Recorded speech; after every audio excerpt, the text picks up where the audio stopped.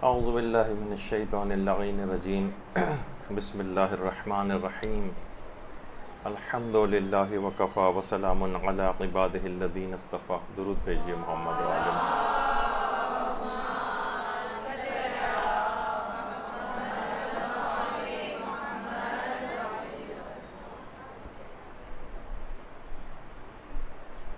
کس قدر شکر و احسان ہے پروردگار کا کہ اس نے اس رمضان میں بھی ہمیں زندہ رکھا اور پھر اس قابل کیا کہ آج کی جو آنے والی رات ہے شب قدر وہ انشاءاللہ ہم سب کو نصیب ہوگی. شب قدریں تو بہت سی گزرتی ہیں، پچھلی سابقہ زندگیوں میں گزرتی رہی ہیں، لیکن ایسی شب قدر کیسے گزاریں کہ جو ایک آئیڈیل شب قدر قرار پائے، جو ہماری زندگیوں کے جو برنامہ ہے اور پروگرام ہے اس کو بدل کے رکھ دے. دیکھیے، اب شب قدر تو اپنی تمام تر فضیلتوں کے ساتھ ہمیں حاصل رہے گی. اب اس سے کسب فیض کرنا یہ ہمارا اپنا کام ہے، اور بچہ ہو، بڑا ہو، بوڑھا ہو، جوان ہو، ہر شخص کو اپنے ہاتھوں سے اپنی تقدیر کو لکھنا ہے.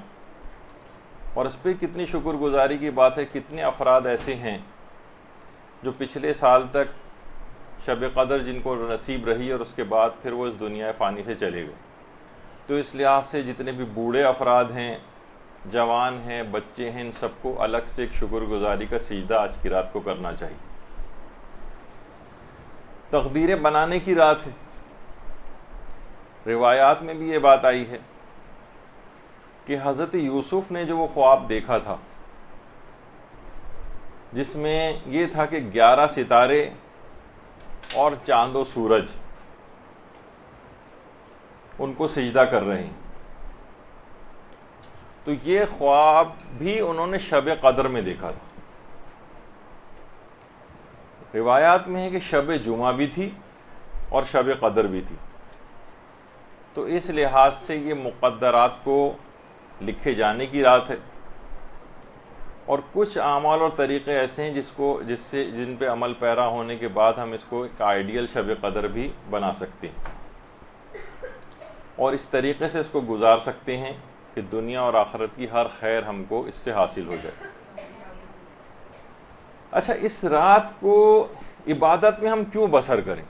کیوں؟ اس کی ایک وجہ آیت اللہ سید محمد تہرانی نے بتائی.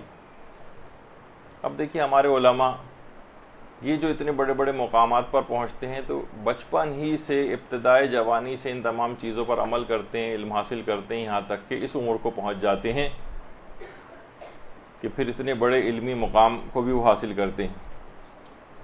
یہ فرماتے ہیں کہ شب قدر ہم رات عبادت میں کیوں بسر کریں. وہ فرماتے ہیں کہ شب قدر میں جتنے بھی حالات اور ملکات ہوتے ہیں وہی آنے والی جو زندگی ہے آج کے بعد جو آئے گی، وہی کی وہی ساری زندگی کے اندر منعکس ہوں گے. یعنی آج کی رات آپ جس انداز سے بھی گزاریں گی وہ آنے والی تمام تر زندگی کے اندر اس کا ریفلیکشن آپ کو نظر آئے گا. وہ فرماتے ہیں کہ شب قدر میں جو شخص بھی عالم کثرت میں، بلکہ پہلے تو یہ کہا جائے کہ عالم وحدت کے اندر غرق رہے گا، مثلا پوری رات اطاعت خدا میں گزارے گا، پوری رات نمازوں کے اندر گزارے گا، پوری رات عبادت الہی کے اندر غرق رہے گا، تو وہ فرماتے ہیں کہ اس کا ریفلیکشن پورے سال اس کی زندگی میں نظر آئے گا اور اس کی پورا سال نورانیت میں گزرے گا. اور جو شب قدر میں عالم کثرت میں غرق ہوگا وہ پورا سال اسی بے برکتی کے عالم میں رہے گا. مثلا اس رات کو آپ نے ٹی وی پر گیم شوز دیکھتے ہوئے گزاری، اس رات فضول بیت بازی اور شاعری کے ٹائپ کے جو پروگرام ٹی وی کے اوپر آ رہے ہیں وہ دیکھتے ہوئے گزاری، فضول قسم کے کوئز پروگرام دیکھتے ہوئے گزاری. کہ اب بازاروں میں چکر کاٹتے ہوئے گزاری یا ٹی وی پروگرامز کو دیکھتے ہوئے گزاری تو پورے سال اس کی نحوست دامنگیر رہے گی، اس کے اثرات پورے سال کے اوپر محیط ہو جائیں گے۔ تو بلکہ یہاں تک فرماتے ہیں آیت اللہ تہرانی کہ حتیٰ کہ اگر کسی کی توجہ پوری کی پوری اس رات اپنی اولاد پر مرکوز رہی، اپنی ذات پر مرکوز رہی، اپنے مال اور اپنی معاشی صورتحال کے اوپر مرکوز رہی، تمام تر دعاؤں کا ماحصل یہی تمام چیزیں رہیں، تو وہ پورے سال انہی کے چکر میں گزارے گا۔ یعنی فرماتے ہیں کہ عالم وحدت میں اس میں ڈوب جانا چاہیے اس رات، اور عالم کثرت سے باہر آنا چاہیے۔ ظاہر ہمارا اتنا بڑا مقام تو نہیں ہے کہ ہم دنیاوی لحاظ سے اپنے لیے کوئی دعا نہ کریں، اولاد کے لیے کوئی دعا نہ کریں، رشتہ داروں کے لیے دعا نہ کریں، مال کی ترقی کے لیے دعا نہ کریں، سب دعائیں کریں، لیکن عالم آخرت کے حوالے سے بھی دعاؤں کا ایک بہت بڑا پورشن آپ کے پاس ہونا چاہیے۔ مثلا ہر شخص کو دنیا سے جانا ہے، مرنا ہے، سکرات کی کیفیت طاری ہونی، اس کے لیے آپ دعا کریں کہ یہ آسانی کے ساتھ ہو، قبر کی پہلی رات آپ کی آسانی کے ساتھ گزرے، برزخی زندگی آپ آسانی کے ساتھ گزرے، قیامت آئے گی، پل صراط آئے گا، چوکیاں آئیں گی، کتنے سارے آگے نار جہنم وغیرہ، ان سب سے بچنے کے لیے بھی تو دعائیں کرنی ہیں نا۔ تو کوئی لمحہ بھی اس رات کا ایسا نہ رہ جائے کہ جو کہ ذکر و مستحبات وغیرہ سے خالی ہو، ٹی وی وغیرہ کے فضول چیزیں بالکل نہ دیکھیں، کوئی وقت اس کے اندر نہ لگائیں، ورنہ جتنا وقت آپ نے اس روحانی پہلو سے کم تر لگایا، مثلا ٹھیک ہے رات 6-8 گھنٹے آپ کے پاس تھے، اس میں سے 1-2 گھنٹے آپ نے ٹی وی کے پروگرامز بھی دیکھے یا فضول باتوں میں وقت گزارا، تو روحانیت کا اتنا حصہ نامکمل رہ جائے گا۔ تو دیکھیے سب سے پہلے اس کی ابتدا کرنی ہے غسل سے، غسل شب قدر، یہ اس رات کا سب سے پہلا عمل ہے۔ اور کچھ مسائل جلدی ہم اس کو ڈسکس بھی کر دیتے ہیں کہ بہرحال دیکھیے آخری عشرے کی تقریباً تمام راتوں میں روایت میں یہ بات آئی ہے کہ پیغمبر اسلام غسل کیا کرتے تھے۔ اللہم صلی علی محمد وعلی محمد۔ تو کوشش کریں کہ اب جتنی بھی راتیں بچیں کم سے کم ہر رات، تاکہ ایک لحاظ سے سیرت کے مطابق بھی عمل ہو جائے، البتہ جو مستحب ہیں، جو معتبر روایتوں سے غسل شب قدر وغیرہ جس طریقے کے مستحب ہے، اور تھوڑے سے مسئلے فقہ بھی اس کے اندر بتا دیے جائیں تاکہ یہ بھی کنفیوژن کہ ماہوار نجاست کے زمانے میں بھی غسل شب قدر کیا جا سکتا ہے۔ اس کے علاوہ یہ کہ جتنے بھی اعمال قرآن ہیں یہ بھی سب کیے جا سکتے ہیں اسی زمانے میں، نجاست کے زمانے میں، اور ضروری نہیں کہ صرف غسل شب قدر ہی کی نیت ہو، بلکہ اور بھی بہت سارے غسلوں کی نیت آپ اس میں جمع کر سکتی ہیں، مستحب غسلوں کی نیتیں بھی جمع کر سکتی ہیں، واجب غسلوں کی نیتیں بھی جمع کر سکتی ہیں۔ غسل زیارت امام حسین کی نیت ہو، اور خوشنودی خدا کی نیت ہو، اور کوئی پرانا آپ کا غسل جمعہ، کوئی قضا چلی آ رہی ہو، کوئی اور اس طرح کا غسل ہو، وہ سب بھی ایک ساتھ نیت کر کے ایک ہی غسل میں سب کا ثواب لے سکتے ہیں۔ اسی طرح سے یہ البتہ یاد رہے کہ بہرحال اس غسل کے بعد کچھ علماء کہتے ہیں کہ وضو کی ضرورت نہیں ہے، جیسے آغا سیستانی اور آغا خوئی، اور کچھ علماء یہ فرماتے ہیں جیسے جس میں امام خمینی اور رہبر معظم کے بعد نمازوں کے لیے وضو کی ضرورت کافی رہے گی، یعنی وضو بھی کرنا پڑے گا۔ اسی طرح سے اب کچھ اوقات کے لحاظ سے کچھ بہتر چیزیں، ویسے تو پورا زمانہ ہی پوری رات غسل شب قدر کیا جا سکتا ہے، لیکن شب 19 میں زیادہ بہتر یہ ہے جو کہ گزر گئی، وہ یہ ہے کہ وہ غسل غروب سے کچھ دیر پہلے کیا، اور شب 21 اور شب 23 میں زیادہ بہتر یہ ہے، البتہ یہ غسل بھی مغرب سے تھوڑا پہلے کیا جا سکتا ہے، البتہ 21 اور 23 میں زیادہ بہتر ہے کہ یہ غسل مغرب و عشاء کے درمیان کیا جائے۔ تو دیکھ لیجئے گا کہ نماز مغرب پڑھنے کے بعد پھر غسل کریں، اس کے بعد نماز عشاء غسل سے انجام دیں۔ اسی طرح سے کون کون سے اعمال انجام دے سکتی ہے کوئی بھی عورت؟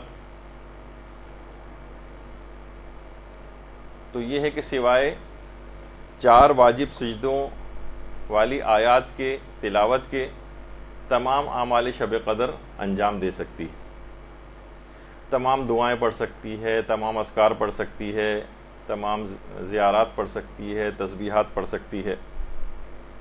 البتہ امام خمینی کی ایک احتیاط ہے کہ وہ ان تمام سوروں کو بھی پڑھنے کو منع فرماتے تھے کہ جس کے اندر آیات سجدہ آتی ہیں.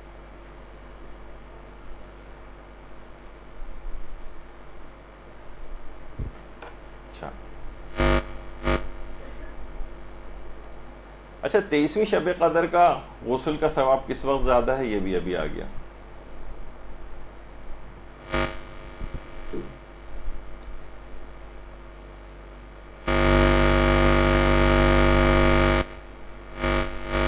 اس کے بعد زیادہ امکان یہ ہے کہ شب قدر کون سی رات ہے، تو اس میں امام آیت اللہ سیستانی فرماتے ہیں کہ زیادہ امکان اس بات کا ہے کہ شب 21 اور شب 23 میں شب قدر ہے.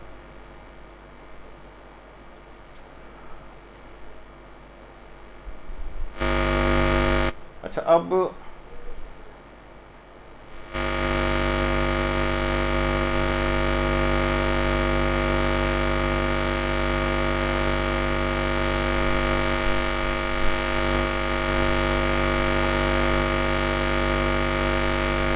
آیت اللہ محمد علی جاویدہ، ان سے کسی نے پوچھا کہ شیطانی وسوسے بہت آتے ہیں،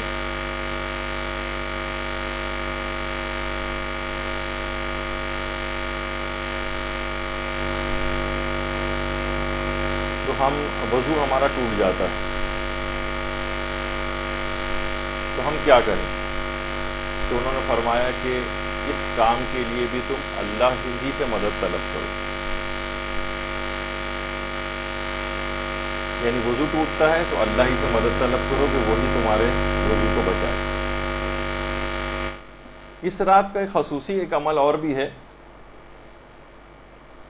اور وہ ہے کہ ارادہ توبہ آپ کا بہت ہی محکم اور مستحکم ہونا چاہیے، سرسری سا نہ ہو. کیونکہ روایات میں بھی یہ بات آئی ہے کہ الہی لا تعذبنی بعقوبتک، اے خدا مجھے اپنے عذاب کے ذریعے معذب نہ کرنا. یعنی ایسا نہ ہو کہ میں مصیبتوں میں پڑ جاؤں تب میں اللہ اللہ کروں، ورنہ توفیق توبہ ہی نصیب نہیں ہوگی. بالکل سچی توبہ کرنی ہے اور خود کو عذابوں سے اور پریشانیوں سے بچانا ہے. اور یہی وجہ ہے کہ آیت اللہ جواد عاملی یہ بات فرماتے ہیں اور ایک روایت کو پیش کرتے ہیں اپنے ایک درس کے اندر کہ الناس عبید الدنیا والدین لائق علی السنتہم. اس کا ترجمہ عام طور پر یوں کیا جاتا ہے کہ لوگوں کا دین ایک چیونگم کی طرح سے ہے، جب تک یہ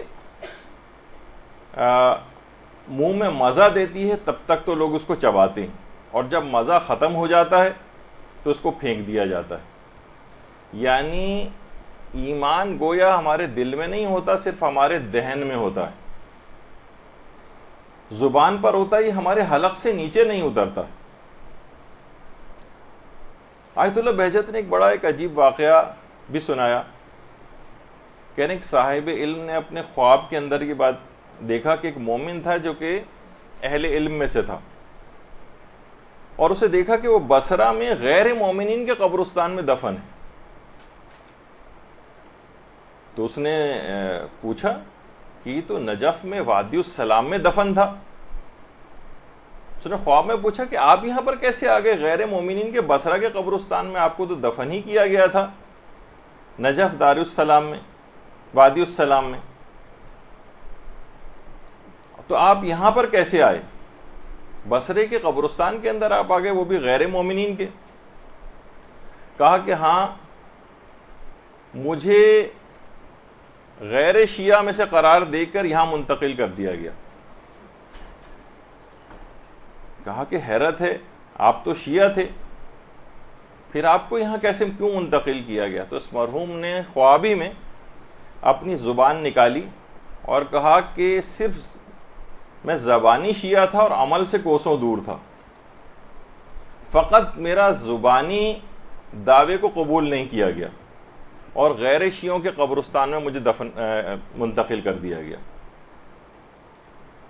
تو دیکھیں اس لحاظ سے عمل کرنا ہے.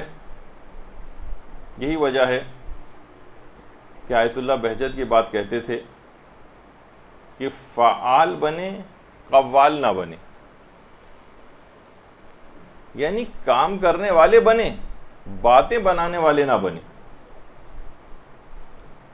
اور وہ کہتے تھے کہ بجائے اس کے کہ آپ لوگ ایک دوسرے کو دیکھیں، آپ کو چاہیے کہ دفتر شریعت یعنی توضیح المسائل کا مطالعہ کیا کریں، دستور العمل دیکھیں شریعت آپ سے کیا چاہتی. کہتے تھے جتنی بھی نصیحتیں ہیں، وعظ ہیں، خطابت ہیں، تحریر ہے، تقریر ہے، یہ تعلیم و تعلم، یہ سب عمل کے لیے، یہ بذات خود مطلوب نہیں.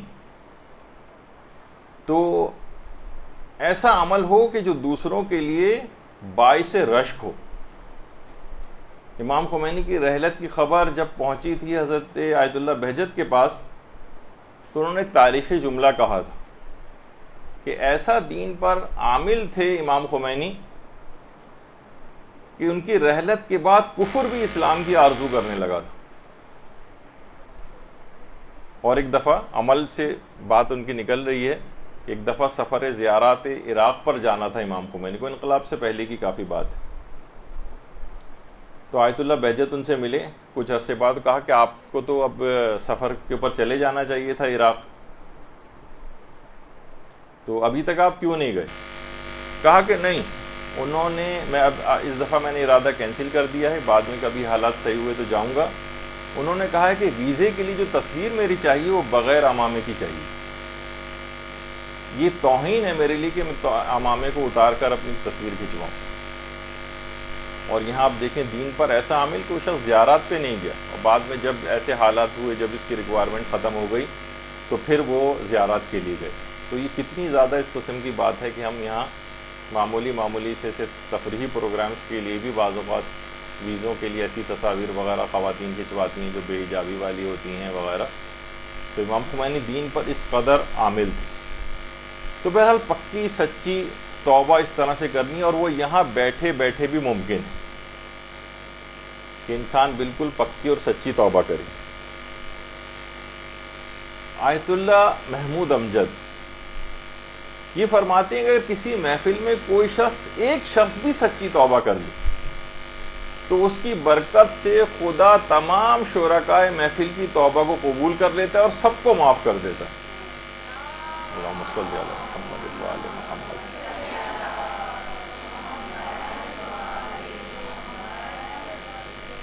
پکی اور سچی توبہ وہ یہاں بیٹھے بیٹھے بھی ہو سکتی. ایک دفعہ پوچھا تھا آیت اللہ غروی اصفہانی نے، ہمارے کتنے بڑے مجتہد گزرے ہیں، انہوں نے آیت اللہ سید صدر سے پوچھی یہ بات کہ جو آیت ہے کہ انما یخشی اللہ من عبادہ العلماء، کہ بندوں میں صرف صاحبان علم ہی ہیں کہ جو کہ اللہ سے ڈرتے ہیں. تو فرمایا کہ اس سے کون لوگ مراد ہیں؟ تو فرمایا اس سے چند اصطلاحات جاننے والا مراد نہیں ہے بلکہ علماء باللہ مراد ہے. یہاں انما کا لفظ آیا ہے جو کہ انحصار پر دلالت کرتا ہے، عمومیت اس کے اندر نہیں ہوتی. اس کے معنی ہے کہ تمام صاحبان علم اس میں شامل نہیں، کیونکہ فرماتے ہیں اگر واقعی ہمارے سب پوشیدہ راز فاش ہو جائیں تو معلوم چلے گا کہ کتنے ہی ہم میں سے ایسے افراد ہیں جو فقط دیندار نظر آتے ہیں لیکن حقیقتاً دیندار نہیں. صرف اپنی دنیا کو ہم نے آباد کیا ہوا ہے، دینداری کا ایک ماسک اور خول گویا چڑھایا ہوا ہے، اپنے لباس سے، اپنے چند ظاہری اعمال سے، اپنی میٹھی میٹھی باتوں سے گویا ہم دنیا کو دھوکہ دیتے ہیں کہ ہم دیندار ہیں. تو دیکھیے آج کی رات اس بات سے بھی توبہ کرنی ہے کہ پروردگار اس طرح کی طرز زندگی کو ہماری اس سے نکال لے اور سچی توبہ قرار دے دے. یعنی پتہ چلا کہ ہم رو رو کے ادھر دعائے ندبہ مانگ رہے ہیں لیکن مثلا ماں کو ناراض کیا ہوا ہے، درس و تدریس کے پروگراموں میں شرکت ہے لیکن اخلاق اپنا خراب کیا ہوا ہے، بڑی اہتمام سے مثلا نمازیں پڑھ رہے ہیں، روزے رکھ رہے ہیں، لیکن مثلا فحش مناظر والے ٹی وی پروگرامز وغیرہ بھی دیکھ رہے ہیں۔ رمضان میں گویا ٹی وی کے ایسے اداکاراؤں اور اداکاروں کا دین اختیار کیا ہوا ہے جو ویسے تو دین سے کوسوں دور ہیں، لیکن ٹی وی پہ جب آتے ہیں تو بڑی میٹھی میٹھی دین کی باتیں کرتے ہوئے نظر آتے ہیں۔ تو لہٰذا عمل میں راسخ ہونا، عمل میں یہ بات یاد رکھ لیں کہ علماء فرماتے ہیں جو احکام اسلام پر جتنا زیادہ عامل ہوگا وہ اتنا ہی بڑا عارف ہوگا۔ بلکہ آیت اللہ بہجت تو یہاں تک کہتے تھے کہ کرامات اور مراتب کے عاشق مت بنو، بلکہ وہ بعض اوقات کہتے تھے کہ اس طرح کی خواہشات کبھی کبھار جہنم میں جانے کا سبب بھی بن جاتی ہیں، کہ انسان کہ مجھے یہ مقام حاصل ہو جائے، وہ مقام حاصل ہو جائے، یعنی غیر الہی نیتیں آنے لگتی ہیں۔ اور باقاعدہ وعدہ دیدار جو امام خمینی جب جلا وطن تھے اور اپنے بیٹے احمد خمینی کو خط لکھا کرتے تھے تو ان کے خطوط وعدہ دیدار ایک کتاب کے اندر شامل کیے گئے، تو اس میں امام خمینی نے اپنے بیٹے احمد خمینی کو جو خط لکھے تھے اس میں یہ بات بھی کہی تھی کہ یاد رکھو کہ قدر و منزلت کو حاصل کرنے کی کوشش نہ کرنا، خواہ مادی کوشش ہو خواہ معنوی کوشش ہو، اور صاحب نظر کی جو نصیحت ہوتی ہے وہ اس کا درس اور اشارہ ہوتی ہے، بلکہ اگر کچھ کرامات تمہارے ہاتھ لگ جائیں تو بھی امکان ہے کہ ان امتحانات میں سے نہ ہو کہ جن سے نکلنا بہت مشکل ہو۔ سیدھے طریقے سے بس خدائی احکامات پہ عمل کرتی جائیں اور کسی بھی طرح کے غیر الہی نیت اس کے اندر نہ آنے دیں۔ تو آج کی یہ پوری رات بے انتہا مستحبات پر مسلسل عمل کی رات ہے۔ تو ایک بندہ مومن نے ایک مرتبہ میں حکایات میں ملتا ہے کہ یا تو امام زمانہ علیہ السلام کو دیکھا یا رسول خدا کو صلی اللہ علیہ محمد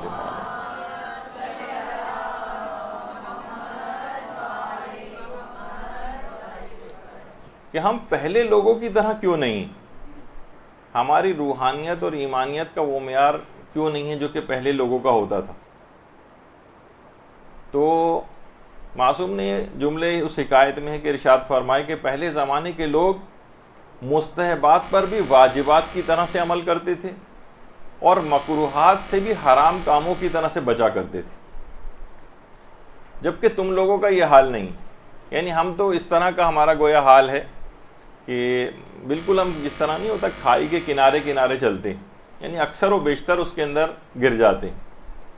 دیکھیے مستحبات کی جتنی آپ پابندی کریں گی یہ آپ کے واجبات کو قضا ہونے سے بچائیں گی، مکروہات سے جتنا بچیں گی اتنا ہی آپ کو ارتکاب حرام سے محفوظ رکھے گا یہ عمل۔ تو مستحبات اور مکروہات وغیرہ ان کی پابندی بھی کرنا بہت ضروری ہے، واجبات اور حرام کے ساتھ ساتھ۔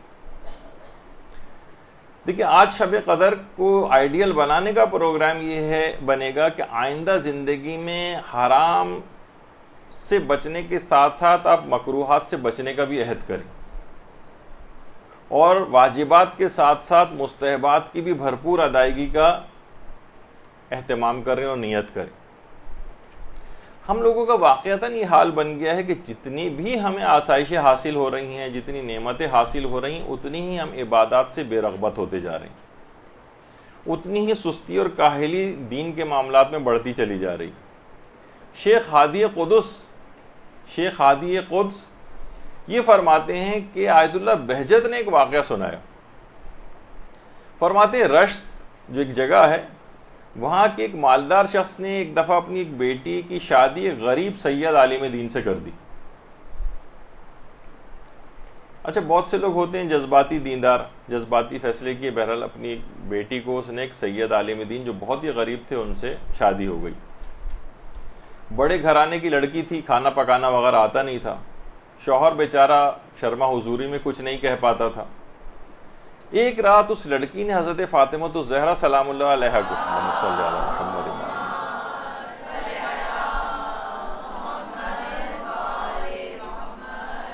ان کو خواب میں دیکھا۔ شہزادی نے کہا تم یہ میرے بیٹے کے ساتھ اچھا سلوک کیوں نہیں کرتی ہو؟ کیوں اس کو کھانا پکا کر نہیں دیتی ہو؟ لڑکی نے کہا کہ شہزادی مجھے تو واقعتاً کھانا بنانا آتا ہی نہیں۔ بی بی نے اصرار کیا کہ نہیں، تمہیں کام کرنے چاہیے۔ وہ بار بار یہی کہتی کہ مجھے نہیں آتا، مجھے نہیں آتا۔ بالآخر حضرت زہرا سلام اللہ علیہا نے یہ کہا کہ کم سے کم اتنا تو کرو کہ تم جتنا بھی کھانے کے لیے ضروری مواد ہو یہ جمع کر کے کسی برتن میں ڈال کر اور آگ پہ چڑھا دو، باقی تمہیں کچھ کرنے کی ضرورت نہیں۔ اچھا، جب یہ خواب سے بیدار ہوئی تو بہت حیران ہوئی۔ اب اس نے صرف یہ چیک کرنے کے لیے کہیں یہ میرا خواب سچا بھی تھا یا نہیں، اس نے تمام ضروری چیزیں جمع کی اور ایک برتن میں ڈال کر اوپر ڈھکن لگا دیا۔ آیت اللہ بہجت فرماتے ہیں اسی وقت پتیلی سے اس طرح کی پکنے کی آوازیں آنا شروع ہو گئیں۔ اس نے تجسس سے ڈھکن اٹھا کے دیکھا تو کھانا مکمل طور پر پک کے اسی وقت تیار ہو چکا تھا۔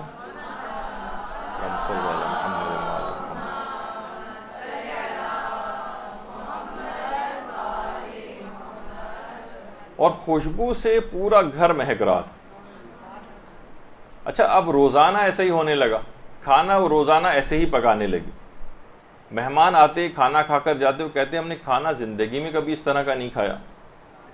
آیت اللہ بہجت فرماتے ہیں اس واقعے کے اندر دو بڑی حیران کن باتیں ہیں۔ ایک تو یہ ہے کہ کرامت کتنی حیران کن ہے کہ روزانہ اس طرح سے کھانا پک کر تیار ہو جاتا تھا۔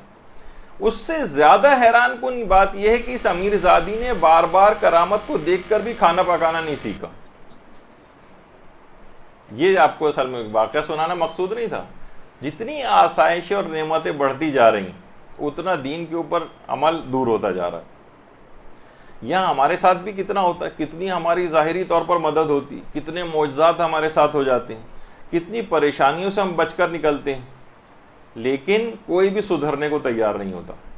کتنی شب قدر آتی ہیں اور گزر جاتی ہیں، کتنے رمضان آئے اور گئے، نہ ہمیں بدلنا تھا اور نہ ہم بدلے۔ جبکہ ہم ان کردار کے اعتبار سے ہم ان معصومین کے ماننے والے ہیں کہ علامہ اظہر حسن زیدی صاحب قبلہ کتنے مشہور خطیب گزرے، وہ یہ کہتے تھے کہ ہم ایسے افراد کے ماننے والے ہیں جن کا کردار یہ تھا کہ آل محمد پر لوگوں نے تلوار اٹھائی، پتھر اٹھائے، تازیانے اٹھائے، مگر کوئی انگلی نہیں اٹھا سکا۔ ایسا کردار، وہ ہمارا کردار کچھ اس طرح کا ہے نا، وہ جو دادا اور پوتے کے اندر ایک مکالمہ ہے لطیفے کے طور پر کہ دادا آپ اس زمانے میں رہتے کس طرح تھے، نہ جہاز تھا، نہ کوئی کمپیوٹر تھا، نہ لیپ ٹاپ تھا، نہ ٹی وی تھا، نہ آئی فون تھا، نہ کوئی موبائل تھا، نہ اے سی تھا۔ تو کہا کہ بیٹا ہم اسی طریقے سے رہتے تھے جیسے تم لوگ آج رہتے ہو، نہ نماز، نہ روزہ، نہ قرآن، نہ خمس، نہ زکوٰۃ، نہ ادب، نہ اخلاق، نہ شرم، نہ حیا۔ تو یہ کچھ اس انداز کی حالتیں جو ہیں ہم لوگوں کی بن گئیں۔ دوسروں پر بہت اعتراض کرتے ہیں اور خود اس سے غافل، جس طرح کہا جاتا ہے نا کہ اپنے گلے کے اندر سانپ اور بچھو لٹک رہے ہیں اور دوسروں کی مکھیاں اڑانے کی فکر میں۔ تو اپنی ذات کی اصلاح کی فکر اس رات کو کریں، دوسروں کی فکر بعد میں۔ علماء نے واقعی اچھی بات بیان کرتے ہیں کہ افسوس ہے کہ ایک شخص اپنے بدن کی چربی کو گھلانے کے لیے، اپنا وزن کم کرنے کے لیے گھنٹوں جاگنگ کرتا ہے، واک کرتا ہے، پسینے بہاتا ہے، لیکن گناہوں کا وزن کم کرنے کے لیے اپنے خالق کے سامنے چند منٹ بھی کھڑا نہیں ہوا جاتا۔ ڈائٹنگ کے نام پر ہفتوں مہینوں خود کو بھوکا رکھتا ہے اور روزہ رکھنے کے اوپر اس کی جان جانے لگتی ہے۔ یہ منافقت اور دو رنگی ہے، اس کے ساتھ شب قدر منانے کا کوئی فائدہ نہیں۔ تو اس کو اسی رات ختم کر دینا چاہیے، ورنہ اس جیسی راتیں تو پہلے بھی بہت آتی رہیں اور آئندہ بھی آتی رہیں گی جب تک اپنے آپ کو بدلنے کا ایک مکمل طور پر ارادہ نہ ہو۔ دیکھیے روایات کے اندر بھی یہ بات آئی ہے اور علماء بیان کرتے ہیں اپنی تقاریر کے اندر کہ آج یعنی دین پر آج اگر ہم عمل کریں تو غیبت امام میں دین پر عمل کرنے سے انسان کو وہ مقام ملتا ہے کہ جس میں آخرت میں جملہ علماء کا سلمان فارسی بھی رشک کریں گے۔ کون سلمان؟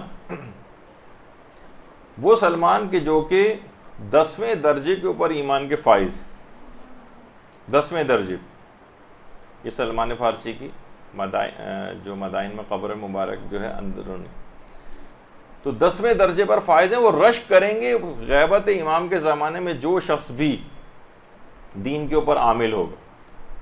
آقا دانشمند جو کہ بہت ہی ایک اچھے خطیب ایران کے ہیں، تو وہ فرماتے ہیں کہ یہ بات نہیں بھولنی چاہیے ہمیں کہ آخری زمانے میں بہت زیادہ فتنے نمودار ہو رہے ہیں. عقائد کے فتنے بھی ہیں، اخلاق کے فتنے بھی ہیں، معاشرتی فتنے بھی ہیں، کمپیوٹر اور انٹرنیٹ کے فتنے ہیں، موبائل فون اپنے فوائد کے ساتھ ایک فتنے کے طور پر ہی ہے. وہ فرماتے ہیں یہ یوسف کے سامنے ایک زلیخا تھی، آج نوجوانوں کے سامنے ہزاروں زلیخائیں ہیں.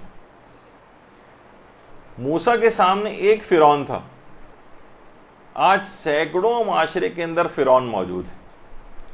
آج سینکڑوں نمرود ہیں، آج سینکڑوں قارون ہیں، سینکڑوں گمراہ کرنے والے سامری موجود ہیں. دین پر عمل کرنا واقعتاً آج مشکل ہے، واقعتاً. اب اگر کوئی شخص واقعتاً دیندار بن گیا تو اس کے لیے یہ بات آئی ہے کہ قیامت میں سلمان فارسی اس کے مقام کو دیکھ کر رشک کریں گے. اور یہی وجہ ہے کہ احکامات دین پر عمل کرنا اس قدر ہے کہ ہمارے 5ویں امام محمد باقر علیہ السلام صلی اللہ علیہ وسلم،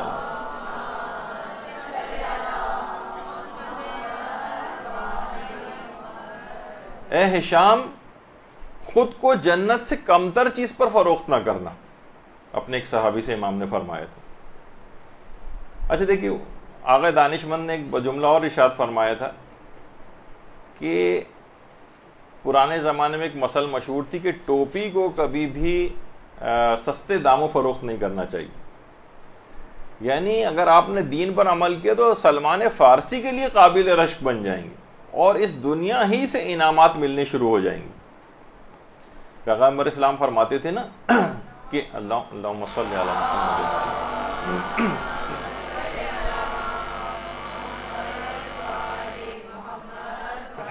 کہ اللہ نے مجھ کو وحی سے اور علی کو الہام سے نوازا. ہمارے کتنے علماء بھی ایسے ہیں، جیسے سید ابن طاؤس کے متعلق یہ بات کہی جاتی ہے کہ وہ مقام الہام کے مدعی تھے.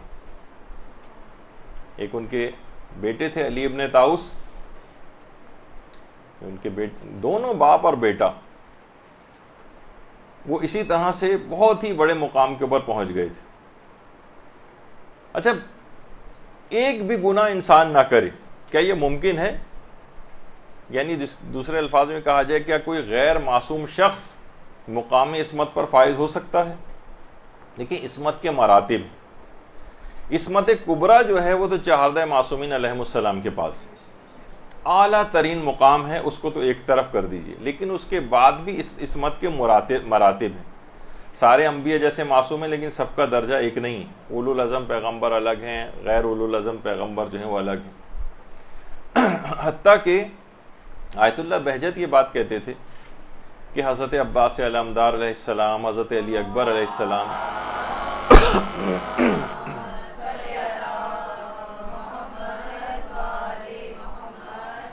اور تمام شہدائے کربلا بھی مقام عصمت پر فائز تھے. آیت اللہ بہجت فرماتے تھے. البتہ عصمت سے مراد وہ مخصوص عصمت کبریٰ مراد نہیں، وہ تو صرف 4 معصومین کے پاس، لیکن اس سے کمتر درجے کی جو عصمت ہے اس پر یہ تمام افراد بھی فائز تھے. اور خالی صرف یہی نہیں، کیونکہ وہ تو دیکھیے 14 جو معصومین ہیں ان کی عصمت کے مراتب اور درجات جو ہیں وہ الگ ہیں، لیکن اس سے کمتر بھی کوئی بھی شخص، حتیٰ کہ وہ آقا بہجت فرماتے تھے کیا مقداد کے پاس عصمت نہیں تھی، کیا سلمان فارسی کے پاس عصمت نہیں تھی، بلکہ آیت اللہ بہجت فرماتے تھے کہ ہمارے اپنے زمانے میں کتنی افراد ایسے گزرے ہیں کہ جو جان بوجھ کر انہوں نے اپنی زندگی میں کوئی ایک گناہ بھی نہیں کیا. حتیٰ کہ آیت اللہ بہجت زید شہید کے متعلق، جو 4تھے امام کے فرزند تھے، وہ بھی کہتے تھے کہ یہ بھی معصوم از خطیہ تھے. دیکھیے، ایک ہوتا ہے کہ معصوم از خطا اور ایک ہوتا ہے معصوم از خطیہ. معصوم از خطا یعنی جو جان بوجھ کر اور انجانے میں بھی کوئی گناہ نہ کرے، نہ جان بوجھ کر گناہ کر رہا ہے نہ انجانے میں گناہ کر رہا ہے، وہ معصوم از خطا ہے۔ اور وہ کہتا ہے معصوم از خطیہ، جو کم سے کم جان بوجھ کر کوئی گناہ نہیں کرتا۔ تو یہ اس مقام عصمت کے اوپر کوئی بھی شخص، ہم میں عام اشخاص میں سے بھی کوئی بھی شخص فائز ہو سکتا ہے، جان بوجھ کر گناہ نہ کرے، وہ معصوم از خطیہ ہو جائے گا۔ ظاہر ہے اب بہت سے لوگوں کو یہ اس لحاظ سے وہ تو سوچتے ہیں کہ صرف عصمت 4 معصومین کے پاس ہے، بس ہم ان کے فضائل، وہ تو اپنی جگہ پر ہے، وہ تو ایک بہت ہی اعلیٰ ترین مرتبہ ہے، وہ کوئی شخص ریاضتوں سے بھی حاصل نہیں کر سکتا۔ لیکن اس سے کمتر درجے کہ ایک بھی گناہ نہ ہو، تمام گناہوں سے آپ کی حفاظت ہو جائے، یہ عام شخص کے لیے بھی ممکن ہے۔ تو کیوں نہ اس شب قدر کے اندر گناہ نہ کرنے کا ایک ایسا عزم کر لیں کہ ایک آئیڈیل شب قدر آپ کے لیے بن جائے اور پچھلی تمام شب قدروں سے ممتاز ہو جائے۔ یہاں بیٹھے بیٹھے بھی پکا پختہ ارادہ آپ کر سکتی ہیں،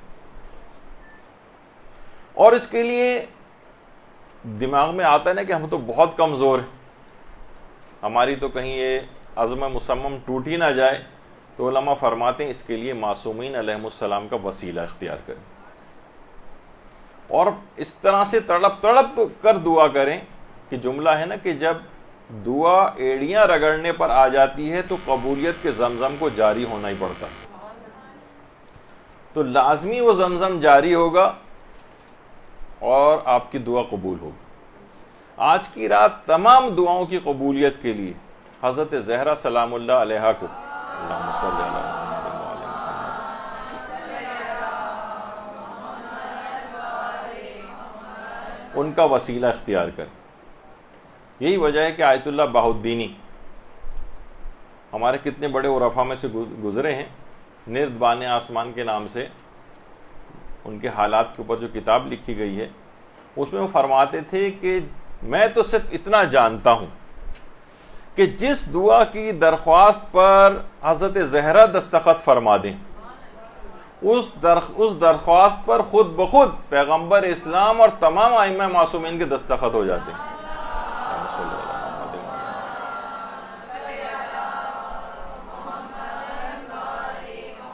اور فرماتے تھے کہ ایک ایسی بات ہے جس میں کوئی کلام نہیں ہے، کوئی شک و شبہ نہیں۔ تو کہتے تھے میں فقط اتنا جانتا ہوں کہ اگر کوئی شخص صدیقہ طاہرہ کے ساتھ سے متوسل ہو جائے اور ادھر امام زمانہ قبولیت دعا کا اشارہ فرما دیں تو وہ حاجت فوراً اس پہ لبیک کہا جاتا ہے اور وہ قبول ہو جاتی، اور امام زمانہ علیہ السلام اس حضرت زہرا کے وسیلے سے، اللہم صلی علی محمد وعلی محمد،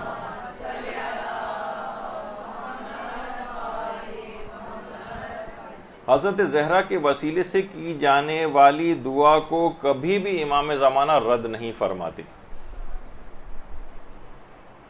یہی وجہ ہے کہ آیت اللہ محمد حسین طباطبائی توسل کے اتنے زیادہ قائل تھے کہ پورے رمضان میں افطار اس وقت تک نہیں کرتے تھے جب تک کہ معصومہ قم کی زری کو جا کر بوسہ نہیں دے لیتے تھے۔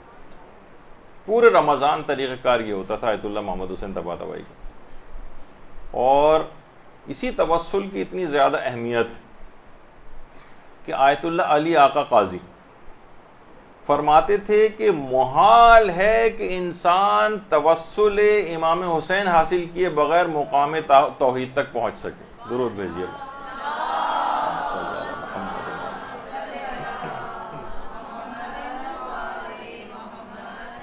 محال ہے کہ کوئی شخص مقام توحید تک پہنچ سکے جب تک کہ وہ امام حسین علیہ السلام سے توسل اختیار نہ کرے، اور ان کی راہ تک پہنچنے کے لیے، ان کے در تک پہنچنے کے لیے کل خیرات اور فیوز و برکات کے حصول کے جو پیشکار ہیں وہ حضرت قمر بنی ہاشم عباس علمدار علیہ الصلوۃ والسلام۔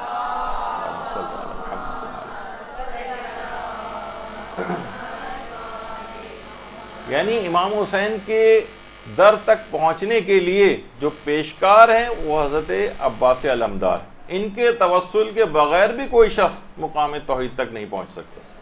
ان سے گزرنا ہوگا، ان کا توسل اختیار کرنا ہوگا تو دربار امام حسین میں حاضری ملے گی، اور وہاں سے پھر آگے کی مقامات کی طرف بڑھا جائے گا۔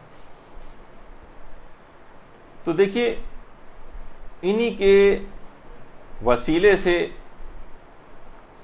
اور ہر قسم کی جتنی بھی دعائیں ہیں انہی کا ہی وسیلہ اختیار کرنا ہے. حضرت عباس علمدار کا وسیلہ آج کی رات اختیار کریں, امام حسین کا, شہزادی کونین کا وسیلہ آج کی رات اختیار کریں, کیونکہ یہ افراد ان کے ماننے والے یعنی ان کو تو یہ لازمی عطا کریں گے جب یہ اپنے مخالفین تک کو عطا کرتے ہیں. یہ بات بھی آیت اللہ بہجت نے اپنے ایک درس کے اندر بتائی. کہتے ہیں نجف میں وہ جگہ جہاں دجلہ اور فرات ملتے ہیں, وہاں ایک شیعہ مومن تھا جو ہر جمعرات کو زیارت امیر المومنین علیہ السلام کے لیے نجف جاتا تھا. صلی اللہ علیہ محمد وعلیہ.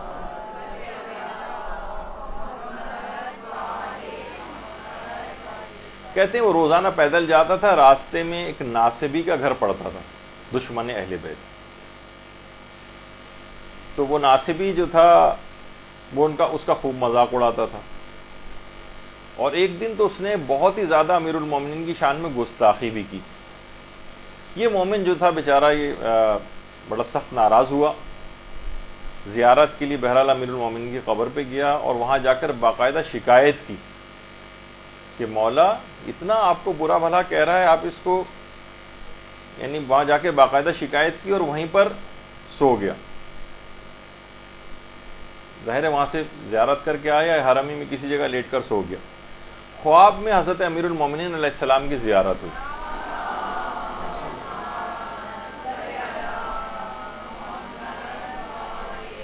کہا مولا آپ اس کو سزا کیوں نہیں دیتے؟ مولا نے کہا اس کا ایک حق ہماری گردن پر ہے, اس وجہ سے ہم اس کو سزا نہیں دیتے. کہ ایک دفعہ وہ فرات کے پاس بیٹھا ہوا تھا تو اس کو شہید کربلا کا پیاسا ہونا یاد آ گیا. تو وہ اپنے آپ سے کہنے لگا کہ اے عمر ابن سعد, تو نے حسین کو پیاسا قتل کر کے اچھا نہیں کیا, کم سے کم پانی پلا کر ہی قتل کر دیتا. اور یہ سوچ کر اس کا دل پسیجا اور اس کی آنکھوں میں کچھ نمی آ گئی. اب اس کا ایک حق ہماری گردن پر آ گیا, ہم اس کو سزا نہیں دیں گے. یہ بیدار ہوا, اور بیدار ہونے کے بعد جب یہ زیارات سے واپس آیا تو راستے میں پھر وہی ناصبی مل گیا. اس نے پھر مذاق اڑایا. تو اس نے مومن نے کہا کہ ناصبی تیرے لیے امام نے ایک پیغام دیا ہے, اور پورا خواب سنایا.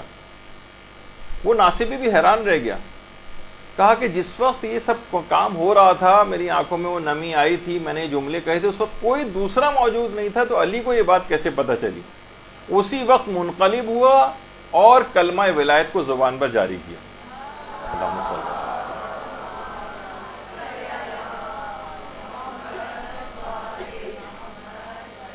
آیت اللہ بہجت نے واقعہ سنایا اور کہا کہ دیکھو یہ تو وہ افراد ہیں کہ جو اپنے دشمنوں کو اور اپنے مخالفین کو بھی عطا کرتے ہیں, تو ان کا ماننے والا اگر ان کو کوئی دل سے پکارے تو کیوں کر اس کو عطا نہ کریں. تو اس رات ان تمام ہستیوں کے ساتھ ایک توسل اختیار کریں, بارگاہ خداوندی میں تمام دعاؤں کی قبولیت کے لیے ان کا واسطہ دیں, تو پھر دیکھیے کہ دعا کیسے قبول نہیں ہوتی. پھر اس رات میں ایک خصوصیت سے آپ کو ایک عمل اور کرنا ہے, اور اس بات کا عہد بھی کریں کہ اس پہ ساری زندگی اس کے بعد عامل رہیں گی کہ اس رات میں خاص طور پر جو مغرب و عشاء کی نمازیں ہیں ان کو اول وقت پر انجام دیں. یعنی ٹھیک ہے افطار وغیرہ کرنے کے بعد, لیکن عام طور پر دیکھا گیا ہے کہ اس سے بہت ہی بے برکتی نمازوں کو تاخیر کر کے پڑھنا. پڑھ لیں گے, آرام سے پڑھ لیں گے, 10 بجے پڑھ لیں گے, 11 بجے پڑھ لیں گے, پونے 12 بجے پڑھ لیں گے جا کر. اسی طریقے سے دوپہر کی نمازوں کے لیے اسی طریقے سے فجر بھی بالکل قضا کے قریب پڑھی جاتی ہے. وہ جو میں نے ابھی کہا نا کہ کھائی کے بالکل کنارے کنارے ہم رہتے ہیں, کبھی بھی اس کے اندر روزانہ کی بنیاد پہ گرتے ہیں اور پھر باہر نکلتے ہیں. افطار کے بعد قیلولہ وغیرہ کرنے میں بھی ٹائم نہ لگائیں. ساری زندگی آرام کرنے کے لیے بہت پڑی ہوئی ہے. یہ انتہائی اہم رات ہے, کیونکہ عام طور پر لوگ غنودہ ہو جاتے ہیں, افطار کر کے بالکل انٹا غفیل ہو کے جو ہے پڑ جاتے ہیں بستر کے اوپر. تو بہرحال اس میں بھی وقت نہ لگائیں, اور اس رات کو آئیڈیل اس طرح سے بنائیں کہ اپنی آئندہ زندگی میں تمام مصروفیات پر نماز کو مقدم کرنے کا عہد کریں. بہت، ورنہ یہ سابقہ بہت ساری شب قدروں کی طرح سے یہ شب قدر بھی گزر جائے گی اور زندگی میں کوئی تبدیلی لے کر نہیں آئے گی. اور آیت اللہ بہجت بڑی عجیب بات اور کہتے تھے کہ لوگوں کا اول وقت جماعت سے نماز پڑھنا بہت سارے دوسرے لوگوں کو آخری وقت میں ان کی نمازوں کی حفاظت کرتا.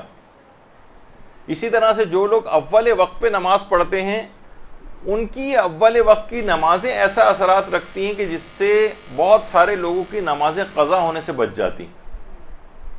ایک تو یہ بھی کہ جب وہ آپ کو اول وقت میں نماز پڑھتے دیکھتے ہیں تو ان کو بھی شوق ہوتا ہے کہ ہم نماز پڑھیں. بہت سے لوگوں کی نمازیں قضا ہونے سے بچ جاتی ہیں آپ کو اول وقت میں نماز پڑھتا دیکھ کر. ایسے اثرات ہیں اس نماز کے. یہی سوال آیت اللہ صادق روحانی سے بھی کسی نے ایک استفتاء میں پوچھا کہ آپ ہمیں ایسی کوئی نصیحت کریں کہ دنیا اور آخرت کی ہر سعادت ہمیں حاصل ہو جائے. ہر سعادت دونوں مکمل طور پر ہمیں حاصل ہو, پوری دنیا بھی حاصل ہو, پوری آخرت بھی حاصل ہو.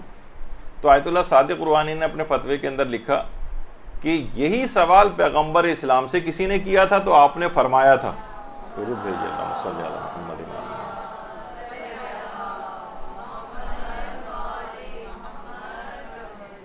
تو آپ نے فرمایا تھا کہ ہر نماز کو اس کے اول وقت پر انجام دو, یعنی اس کے بعد تمہیں دنیا اور آخرت کی تمام سعادتیں حاصل ہو جائیں گی. اول وقت میں نماز, تو اس کا عہد آج کی رات کر لیں اور اول وقت کی نماز مغرب اور عشاء کی اسی رات سے پڑھیں, یعنی زیادہ تاخیر نہ کریں. بہت اگر بھوک پیاس تنگ کر رہی ہو تو ٹھیک ہے, آپ افطار وغیرہ کر لیں, افطار کے فوراً بعد پہلے سے وضو غسل وغیرہ کر کے تیاری وغیرہ کر کے اور آپ نماز مغربین کے لیے کھڑی ہو جائیں. رات ویسے بھی چھوٹی ہے, اعمال بہت زیادہ اس کے اندر ہوں گے, وقت کو ضائع نہ کریں, آرام کرنے کے لیے زندگی پڑی. اچھا, یہی وجہ ہے کہ آیت اللہ بہجت سے ایک مرتبہ ایرانی صدر ملاقات کے لیے آئے تھے, تو آیت اللہ بہجت نے ان کو توحید کے بہت سارے اسرار و رموز سمجھائے تھے. تو اور ایک چیز دعا کے حوالے سے خاص طور پر یہ بھی ان کو کہی تھی کہ کوشش یہ کرو, باقاعدہ روزنامہ کیہان وغیرہ کے اندر یہ چھپی بھی تھی بات, کہ ہمیں چاہیے کہ ہم سب لوگوں کے لیے دعا کریں, سب لوگوں کے لیے, حتیٰ کہ کافروں تک کے لیے ہدایت کی دعا کیا کریں, خواہ وہ کتنا ہی دور, خواہ بلکہ آغا بہجت نے کہا خواہ وہ چین میں ہی کیوں نہ رہتا ہو.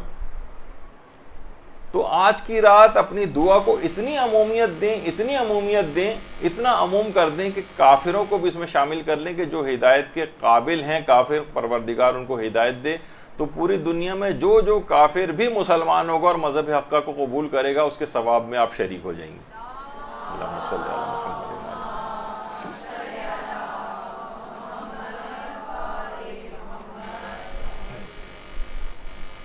تو یہی وجہ ہے کہ سب لوگوں کے لیے دعا. ملا فتح علی سلطان آبادی, یہ وہی صاحب کرامت شخصیت ہیں جن کا واقعہ تو ایک دفعہ میں پچھلے کسی درس میں سنا چکا ہوں, لیکن ان کی تصویر غالباً آپ کو نہیں دکھائی تھی.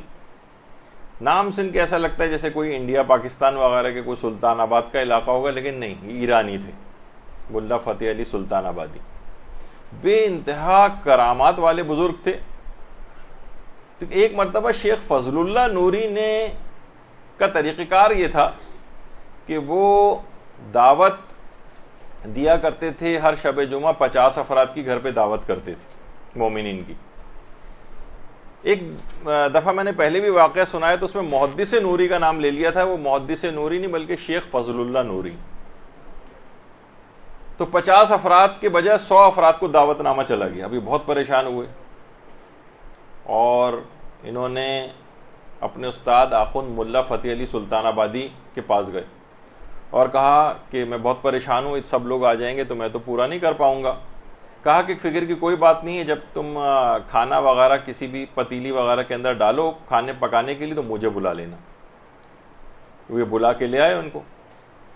تو انہوں نے پتیلی کے اندر ڈھکن ہٹا کے اس کا ایک جملہ پڑھا، علی خیر البشر ومن ابا فقط کفر، علی بہترین مخلوق ہیں، جو ان کو نہ مانے وہ کافر ہے۔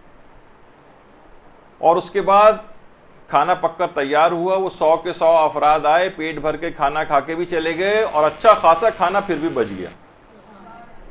اللہم صلی علی محمد و علی محمد۔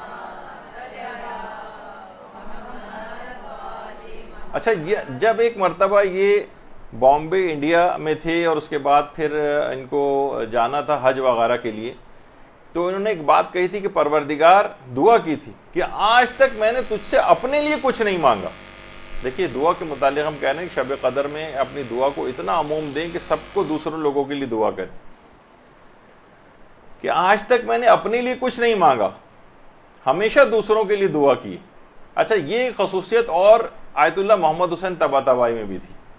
وہ کہتے تھے مجھے نہیں یاد پڑتا کہ آج تک میں نے اپنے لیے کوئی دعا کی ہو، میں ہمیشہ دوسروں کے لیے کرتا ہوں۔ اچھا، روایات میں بھی بات آئی ہے کہ جب کوئی انسان مرد مومن کسی دوسرے مومن کے لیے دعا کرتا ہے تو ایک فرشتہ خلق ہوتا ہے جو اس پر آمین کہتا ہے کہ جو دعا تو نے دوسرے لوگوں کے لیے کی ہے پروردگار وہی تیرے حق میں بھی قبول کر لے۔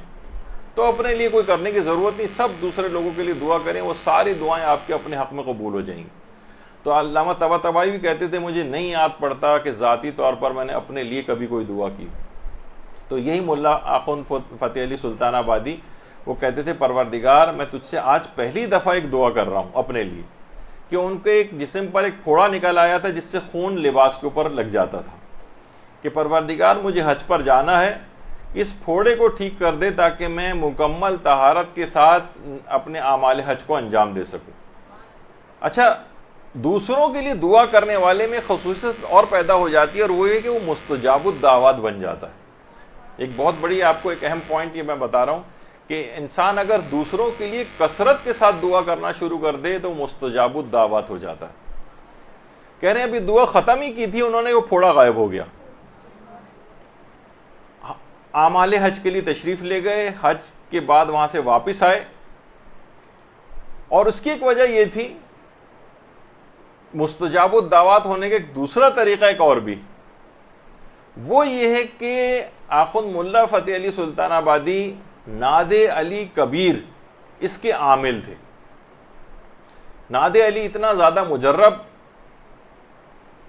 دعا ہے کہ اس کو کوئی دعا کے طور پر اگر پڑھے، وہ علمی اختلافات وہ اپنی جگہ پر، وہ تو ہم ایک اپنی گفتگو کے اندر جو بہترین نماز کیسے پڑھیں اس میں جب ناد علی کی گفتگو آئی تھی تو وہاں پر اس کو تفصیل سے بیان کر چکے۔ وہ فرماتے ہیں کہ یعنی اگر کوئی بھی شخص، علماء کہتے ہیں کہ ناد علی کبیر کے اوپر عامل ہو جائے، یعنی کثرت کے ساتھ اس کو پڑھے، تو وہ صاحب کرامت ہو جاتا ہے، مستجاب الدعوات ہو جاتا ہے۔ اور واقعتاً امیر المومنین کے نام میں یعنی ہمیں ہمارے مادیات کے پردے اگر چاک ہو جائیں تو ہم دیکھیں گے کہ وہی ہمیں نظر آئے گا جو آیت اللہ عبد الکریم کشمیری کو نظر آیا تھا۔ وہ فرماتے ہیں ایک بار مرتبہ میں نجف میں حرم امیر المومنین میں بیٹھا ہوا تھا، میں نے اطراف میں نگاہ کی تو مجھے آسمان اور تمام اطراف حتیٰ کہ در و دیوار پر بھی صرف علی علی علی علی علی لکھا نظر آیا۔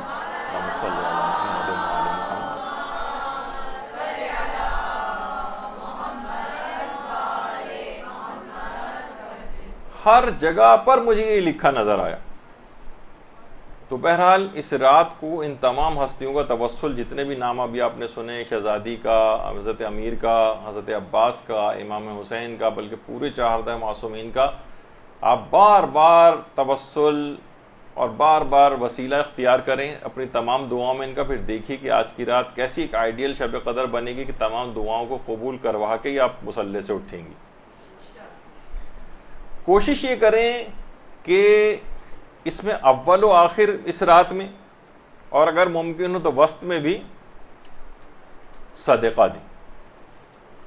دیکھیے صدقہ دینے سے بظاہر علماء فرماتے ہیں کہ جیب خالی ہو رہی ہوتی ہے، کچھ جا رہا ہوتا ہے، لیکن اصلاً یہ ایک بہت بڑے سیونگ اکاؤنٹ کے اندر آپ اپنی رقم کو بھجوا رہی ہوتی ہیں، گویا ایک لحاظ سے آپ فکس ڈپازٹ کروا رہی ہیں کہ اس کے بعد اس کے اثرات کا آپ اندازہ نہیں لگا سکتی کہ کتنے بڑے کوہ احد کے برابر، جو روایت میں آیا کہ یہ ایک درہم جو ہے اس کی پرورش ایسی کی جائے گی, اللہ ایسی پرورش کرے گا کہ وہ کوہ احد کے برابر آخرت میں بڑا ہو کر ملے گا. تو علماء یہ فرماتے ہیں کہ جیب کو خالی کرنے کے جو اثرات ہیں انسان کی روحانیت پر,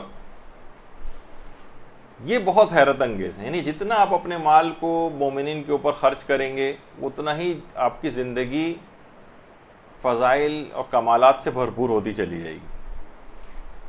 تو اس رات کو خاص طور پہ آئیڈیل بنانے کے لیے آیت اللہ طباطبائی سے منسوب ایک بہت ہی تحفہ سمجھیے. اس کو اگر آپ نے اس کے اوپر عامل ہو گئیں تو دیکھیے کتنی مشکلات ہیں لوگوں کی زندگیوں میں. مثلا کہیں شادیاں نہیں ہو رہی ہیں, کہیں غربتوں کے مسائل ہیں, کہیں بیماریوں کے اندر لوگ مبتلا ہیں, کہیں اولاد کے بگاڑ کے مسائل جو درپیش ہیں, کہیں کردار کی خرابیاں لازم آ رہی ہیں. غرض اتنی پریشانیاں ہیں, اتنی مشکلات ہیں کہ آیت اللہ طباطبائی سے منسوب جو ایک بات ہے کہ اگر اس پہ انسان عامل ہو جائے, فرماتے ہیں جتنی بھی مشکلات میں گھر جاؤ, جتنی بھی پریشانیوں کا شکار ہو جاؤ, اس کے لیے صلوات کا ایک سیلاب روانہ کرو جس میں تمام مشکلات کو یہ صلوات بہا کر لے جائے گی.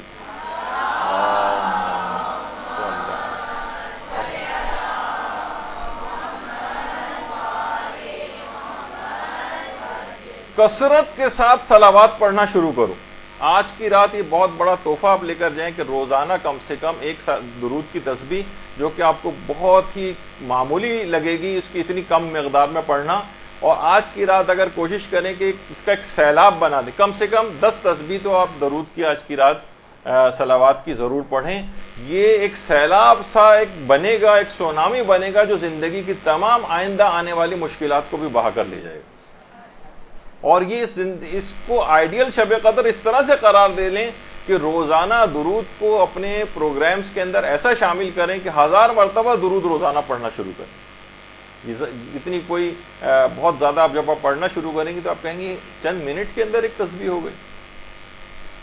تو ایک سیلاب روانہ کریں, یہ صلوات اور درود یہ بہا کر لے جائے گا تمام مشکلات کو. اور کوشش یہ کریں, اچھا درود کی بھی بہت ساری اقسام ہیں, اس میں اللہم صلی علی محمد و آل محمد کے ساتھ وعجل فرجہم کا بھی اضافہ کر لیں. کچھ درود اس طرح سے بھی پڑھا کریں, کچھ خاص حضرت زہرا سے جو منسوب درود ہے, اللہم صلی علی فاطمہ و ابیہا و بعلہا و بنیہا والا جو درود ہے, اس کو بھی آپ اپنی اس کے اندر شامل کریں کہ کسی طریقے سے یہ بھی زندگی کے اندر آ جائے. تو آئیڈیل شب قدر آپ کی قرار پا جائے گی اور آئندہ زندگی کی تمام مشکلات حل ہو جائیں گی. دینی مشکلات بھی ساری حل ہو جائیں گی, اخلاق و کردار کی مشکلات بھی حل ہو جائیں گی, بیماریوں اور شادیوں اور غربت اور جتنی بھی اور مسائل ہیں, وہ سارے زندگی کے وہ اس سونامی یا اس جو ایک طوفان سا ایک برپا ہوگا جو کہ بہا کر لے جائے گا ان سب کو. وہ جو صلوات کا جو ایک سیلاب آپ کو روانہ کرنا پڑے گا. اور خاص طور پر اس رات کو اگر آئیڈیل بنانا ہے تو ایک چیز کا اہتمام آپ کو اور کرنا چاہیے. وہ کیا ہے کہ اس رات کو علی الخصوص آپ کو 11 رکعت نماز شب کی پابندی کرنا ہے, اس کی پابندی کا عہد کرنا ہے. دیکھیں کتنی آسانیاں مل گئی ہیں, فتاوے کے لحاظ سے کتنی آسانیاں ہیں. آغا سیستانی نے تو باقاعدہ فتویٰ دیا کہ نماز مغربین کے بعد سے ہی نماز شب کا وقت شروع ہو جاتا ہے. اب تو کوئی عذر بھی باقی نہیں ہے, صرف الحمد کے اوپر بھی اکتفا کر سکتے ہیں, چلتے پھرتے بھی نماز شب پڑھی جا سکتی ہے, سواری کو اور بیٹھے ہوئے بھی نماز شب پڑھی جا سکتی ہے. یعنی اتنی سہولیات, اتنی آسانیاں کہ کوئی عذر باقی نہیں کہ انسان اس کے باوجود بھی نماز شب نہ پڑھے. اور زیادہ تر لوگ اب پورا ایسا ہی تقریباً بن گیا ہے حساب کتاب کہ جناب پوری رات جاگنے کا بھی سلسلہ شروع ہو گیا ہے. تو آدھی رات کے بعد تک لوگ جو ہے جاگتے رہتے ہیں, فجر تک جاگتے رہتے ہیں, اس کے باوجود بھی نماز شب نہ پڑھیں, اس سے بڑھ کر محرومی کی کوئی بات نہیں. اب کب اس کا ارادہ کیا جائے گا؟ آج کی رات سے زیادہ اہم رات کون سی آئے گی جب آپ اس بات کا عہد کرنا چاہیں گی کہ میں نماز شب کی پابند ہو جاؤں؟ اتنا گولڈن چانس آپ کی زندگی میں آیا, خدا نے زندگی کو اتنا طویل کیا کہ رمضان آپ کو نصیب کیا اور شب قدر نصیب کی, آج بھی اس کا عہد نہیں کیا اتنے فضائل والی نماز شب کا. تو پھر سوچیے کہ یہ بہانے بازیاں جو ہیں بعد میں کسی کام نہیں آئیں گی، کوئی عذر قبول نہیں کیا جائے گا اتنی سہولیات کے بعد بھی۔ دیکھیے وہ ہے نا کہ بہانے بازی جو ہوتی ہے، کہ نجف کے ایک عالم تھے، وہ جب رات کو نماز شب کے لیے بیدار ہوئے تو دیکھا کہ بیٹا جو ہے بستر پہ سو رہا ہے۔ اچھا بہت سے دیکھیے بوجھ بجکڑ قسم کے، یا جس کو ہم فیس بکی فلسفی کہتے ہیں آج کل، دیکھا جائے تو فیس بک کے اوپر اگر دیکھیں تو ان سے بڑا فلسفی، ان سے بڑا دیندار کوئی نظر نہیں آتا، لیکن عملی زندگی میں کوسوں دور ہے۔ بار بار باپ اٹھاتا رہا کہ اٹھو نماز شب پڑھو، نماز شب پڑھو۔ تیسری مرتبہ کہنے لگا بابا آپ نے حدیث نہیں سنی، 1 ساعت کی جو فکر ہے وہ 1 سال کی عبادت سے بہتر ہے، تو میں غور و فکر میں مصروف ہوں اس وقت۔ تو باپ نے کہا کہ بیٹا 1 سال کا تفکر کا جو نتیجہ ہے وہ یہی نکلنا چاہیے تھا کہ نماز شب کے لیے اٹھتے، نماز شب پڑھتے۔ اس حدیث کو نماز شب چھوڑنے کا بہانہ مت بناؤ۔ تو یہ جو ہم بہانے بازیاں کرتے ہیں نا مختلف، کوئی بہانہ اور کوئی عذر باقی نہیں ہے نماز شب کے لیے، اتنی آسانیاں۔ تو بہرحال اچھا ایک چیز اور بھی، لوگ سوچتے ہیں 11 رکعت، حالانکہ دیکھا جائے تو 11 رکعت مشکل سے 4-5 منٹ کے اندر 11 رکعت ہو جاتی ہیں۔ بعض عرفاء نے تو تجربے کے طور پر بیان کی یہ بات، اگر کوئی شخص مریض ہو تو وہ کثرت کے ساتھ نمازیں پڑھنا شروع کر دے، اس کا وہ مرض دور ہو جائے گا۔ یعنی عام طور پر ہمارے الٹا دیکھنے میں آتا ہے، کوئی شخص مریض ہو جاتا ہے تو وہ اپنے مستحبات کو چھوڑی واجب نمازیں تک قضا کرتا، بھائی میں تو مریض ہوں، میں تو نماز کیسے پڑھوں، میرے ساتھ تو یہ مسئلہ ہے وہ مسئلہ ہے، جبکہ وہ سارے مسئلے قابل حل ہوتے ہیں، ان کے طریقہ کار اسلام نے بتائے ہوئے ہیں کہ آپ کو نماز کیسے پڑھنی ہے، وضو کیسے کرنا ہے۔ تو واجب نمازوں تک کو لوگ چھوڑتے ہیں۔ عرفاء فرماتے ہیں کہ ہم نے دیکھا ہے کہ وہ مریض جو کثرت کے ساتھ نمازیں پڑھنے لگے، اس کا وہ مرض بہت جلد ٹھیک ہو جاتا ہے۔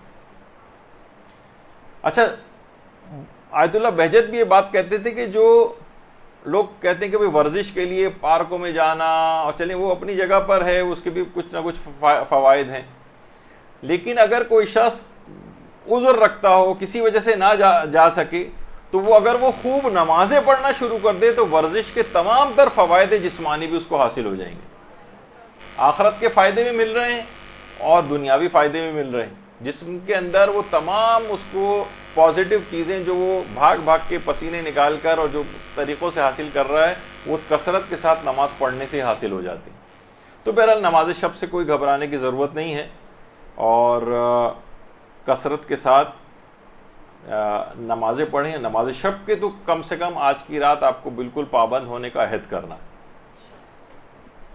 آغا ہاشم حداد یہ خود بڑے عرفاء میں سے گزرے، یہ فرماتے تھے کہ ان کے استاد آیت اللہ علی آقا قاضی جو تھے، یہ رات کو نماز شب کے لیے جب اٹھتے تھے تو عبادت میں نشاط پیدا کرنے کے لیے کچھ نہ کچھ تھوڑی بہت چیز ضرور کھاتے تھے۔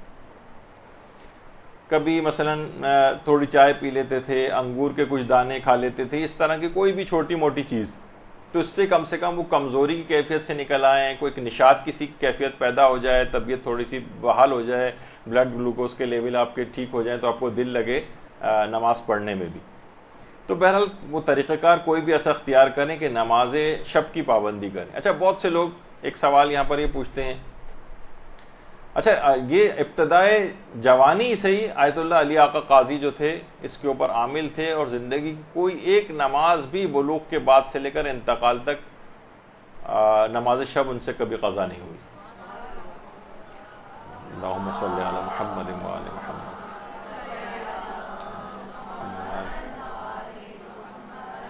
اچھا بہت سے لوگ یہ کہتے ہیں کہ ہم اپنی، کیونکہ ہمارے پر قضا نمازیں بھی بہت ہیں اور نماز شب بھی ہے، تو کیا ہم نماز شب ہی کے اندر قضا نمازوں کی نیت کر لیا کریں؟ تو اس سے پہلے بھی ایک دفعہ بات بتائی تھی۔ تو دیکھیے یہ بات یاد رکھ لیں کہ نماز قضا کے ساتھ نماز شب کو ملایا نہیں جا سکتا۔ ہم کہیں کہ یہ جو ہم نماز شب پڑھ رہے ہیں اس میں میں اپنی فجر کی قضا نماز پڑھ رہی ہوں، اسی میں نماز شب بھی پڑھ رہی ہوں، نماز شب کی 2 رکعت بھی اسی میں ہی ملا رہی ہوں، یہ نہیں ہو سکتا۔ تو ہاں افسوس ایک ضرور ہے کہ آپ مجھ پہ اتنی قضا نمازیں میں نماز شب پڑھنے لگوں، اس سے بہتر نہیں کہ میں اپنی قضا اتاروں، وہ زیادہ ثواب بھی۔ تو بہرحال اس کے افسوس کا ایک ثواب مل جائے گا، لیکن نماز شب پڑھنے کا، ادا کرنے کا ثواب نہیں ہے وہ۔ تو علامہ مجلسی کے جو والد تھے تقی مجلسی، انہوں نے ایک دفعہ اپنے استاد شیخ بہائی حرم امام رضا علیہ الصلوۃ والسلام میں جن کی قبر بھی ہے، اللہم صلی علی محمد،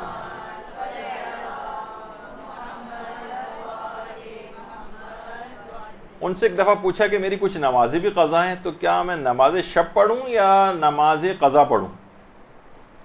شیخ بہائی نے اس طرح سے ایک طریقہ کار مرتب کر کے ان کو دیا کہ قضا نمازوں کو نماز شب کے ساتھ کس طرح سے اس طرح ملا کے پڑھو کہ نماز شب بھی 11 رکعت ادا ہو جائے اور اس کے ساتھ قضا نمازیں بھی ادا ہو جائیں، کہ مثلا 4 رکعت ہیں تو اس کو اس طرح سے 2 کر کے اس طرح سے پڑھو، اور 3 رکعت والی اس طرح سے پڑھو، اور 2 رکعت والی ہے تو اس طرح سے پڑھو، اس طرح 11 رکعتیں مکمل کرو۔ جب یہ طریقہ کار بہرحال ان کو بتایا تو علامہ تقی مجلسی فرماتے ہیں کہ مکاشفے میں انہوں نے امام زمانہ علیہ الصلوۃ والسلام کو دیکھا،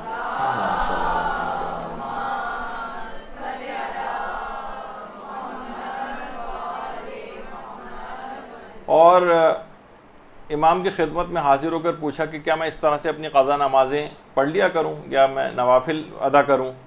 امام نے فرمایا کہ آپ نماز شب پڑھیں، یعنی قضا تو ظاہر ہے کہ وہ آپ ان کے اوپر واجب ہی تھی، وہ تو الگ سے پڑھنا ہے، اس کو نماز شب ہی کی نیت سے پڑھیں، اور امام نے فرمایا اس مصنوعی عمل کو انجام نہ دیں، اس مصنوعی عمل کو، یعنی نماز قضا الگ ہیں اور نماز شب جو ہے وہ الگ ایک نماز ہے، ان دونوں کو ملائیں نہیں آپس میں۔ اور یہی وجہ ہے کہ آیت اللہ سیستانی سے بھی ان کی اپنی آفیشیل ویب سائٹ پہ بھی یہ سوال پوچھا ہے کسی نے کہ ہمیں نماز شب جو ہے پڑھنی ہوتی ہے اور ہمارے ذمے جو ہے وہ قضا نمازیں بھی ہیں، تو ہم کیا یہ کر سکتے ہیں کہ در نماز شب نیت قضا کند، کہ ہم نماز شب ہی میں قضا کی نیت کر لیں؟ تو آیت اللہ سیستانی نے جواب دیا کہ اگر نیت قضا کند نماز شب محسوب نمی شود، اگر آپ نے قضا کی نیت کی تو نماز شب شمار نہیں ہوگی۔ وہ ایک دوسرا پہلو ہے افسوس والا کہ اگر ہم نہیں ہم پر کوئی قضا نمازیں ہوتی تو ہم جو ہے نماز شب پڑھتے، تو ایک ظاہر ہے کہ افسوس کی بنا پر اللہ آپ کو ثواب دے گا اس کا، لیکن یہ کہ وہ نماز شب کی ادائیگی شمار نہیں ہوگی، یعنی نماز شب کو الگ پڑھیں، نماز قضا کو الگ پڑھیں۔ زیادہ بہتر اس کے اندر پھر یہ بنے گا طریقہ کہ آپ اپنی قضا نمازوں کو پڑھیں، اور کم سے کم 3 رکعت جو نماز شف اور 1 رکعت نماز وتر، 2 رکعت نماز شف جسے نماز شفا لوگ کہتے ہیں، شف جو ہے 2 رکعت وہ اور 1 رکعت نماز وتر، کم سے کم نماز شب کے طور پر یہی 3 رکعت پڑھ لیں، اور باقی جو ہیں وہ 8 رکعت وہ آپ اپنی قضا نمازوں وغیرہ میں یعنی قضا نمازوں کے طور پر پڑھیں وہ الگ سے، تاکہ قضا نمازیں بھی ادا ہوتی جائیں اور آپ کو نماز شب بھی الگ سے اس کا بھی ثواب مل جائے۔ اور اتنا کوئی بڑا مسئلہ نہیں ہے، 1.5-2 منٹ کے اندر یہ 3 رکعت جو ہو جائیں گی، تو اس لحاظ سے آپ کو نماز شب کے فوائد بھی تقریباً سارے اس طرح سے حاصل ہو جائیں گے۔ اچھا، اس طرح سے ہے کہ باقاعدہ لوگ واقعتاً پریشان رہے ہیں۔ ایک دفعہ ایک مجاہد ایران عراق جب جنگ ہو رہی تھی تو آیت اللہ بہجت کے پاس آیا کہ میں محاذ کے اوپر جا رہا ہوں، لیکن ساری زندگی میں میری کبھی کوئی نماز شب قضا نہیں ہوئی، نہ کوئی عام نماز قضا ہوئی، مجھے یہ ہے کہ کہیں محاذ کی سختیاں اور وہاں جس طرح سے پریشانیاں ہوتی ہیں، کہیں مجھے بس ایک یہ ہے کہ کہیں میری نماز شب پہ فرق نہ پڑے۔ تو آیت اللہ بہجت نے کہا کہ میں اس کی ذمہ داری لیتا ہوں، میں تمہیں اٹھاؤں گا، یہ جملہ کہا تھا آیت اللہ بہجت نے۔ اور اس کے بعد وہ مجاہد جو تھا وہ کہتا ہے کہ اس کے بعد نہ میری عام دنوں کی کوئی نماز قضا ہوئی، اور جب میں رات کے وقت تھک ہار کے سوتا بھی تھا اور 1-8 گھنٹے کے بعد ہی خود بخود مجھے ایسا لگتا تھا جیسے کسی نے آ کر اٹھایا اور میں نماز شب کے لیے بیدار ہو جاتا تھا۔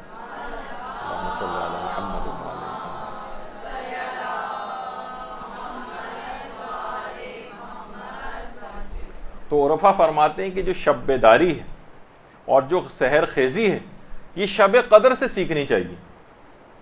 آیت اللہ بہجت کہتے تھے میں نصیحت کرتا ہوں بلکہ میں اصرار کرتا ہوں کہ لوگ راتوں کو اٹھ کر نمازوں میں کچھ وقت ضرور لگایا کریں۔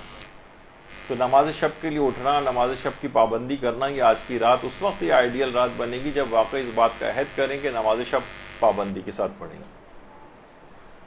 اچھا، آیت اللہ بہجت کہتے تھے بہت سی چیزیں ایسی ہیں کہ دیکھیے پیغمبر کی جو عصمت ہے، پیغمبر نے جو اتنے بڑے بڑے مقامات عالیہ کو حاصل کیا ہے، اس میں کچھ اپنی پروردگار کی عنایت، کرم، فضل وہ تو اپنی جگہ کے اوپر ہے ہی، لیکن ان کی جو ذاتی کوششیں جو ہوتی ہیں ان کرامات اور کمالات کو حاصل کرنے میں، جیسے حضرت ابراہیم کے متعلق ملتا ہے کہ انہیں یہ خلت کا جو مقام جو ہے، یہ مقام امامت کن وجوہات سے حاصل ہوا تھا نبوت حاصل ہونے کے بعد، اس کے کچھ باتیں بتائی گئی ہیں ان کی سیرت کی.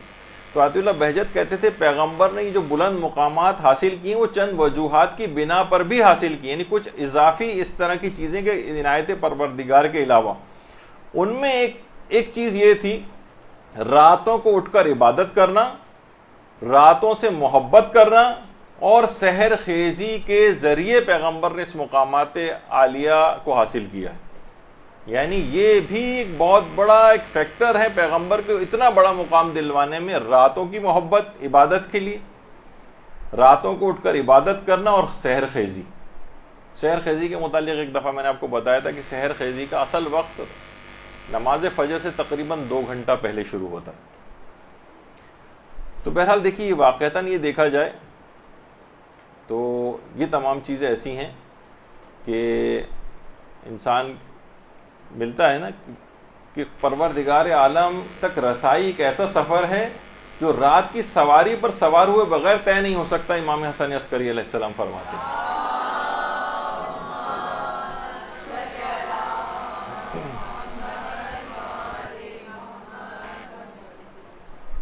تو اچھا، اس رات کو پوری رات جاگنا ہے، جاگنا بھی تو ہے نا اس رات کو. یہ کہا جاتا ہے کہ جاگنے کے معنی یہ نہیں کہ بس نہ سوئیں، اصلاً یہ ہے آج کی رات کا پیغام کہ آپ بیدار ہو جائیں. خواب غفلت سے بیداری، فقط جاگنا نہیں. جس طرح جاگ تو آپ ویسے بھی ساری رات ایسی جاگ لیتی ہیں، ٹی وی دیکھتے ہوئے انسان جاگ سکتا ہے، چلے نمازیں پڑھتے ہوئے بھی جاگ سکتا ہے. شب قدر کا پیغام یہ بنے گا کہ آپ واقعتاً بیدار ہو جائیں، غفلت کی نیند سے بیدار ہو جائیں، نہ کہ فقط یہ کہ نہ سوئیں.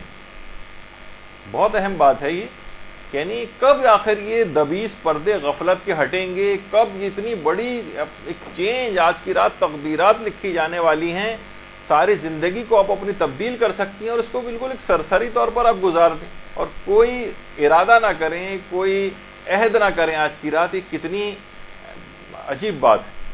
اس سے زیادہ گولڈن موقع، اس سے زیادہ اب یہ نیکسٹ ایئر پورا 1 سال گزرنے کے بعد یہ رات زندگی میں آئے گی. پتہ نہیں ہم میں سے کتنے لوگ رہیں نہ رہیں، پروردگار کا کیا ہے کام اور مصلحت ہے. تو آج کی رات کو ہی ایسا یادگار اور آئیڈیل اپنا رات کے طور پر منائیں کہ یہ ساری زندگی کی جتنی کمیاں ہیں ان کو پورا کر دیں.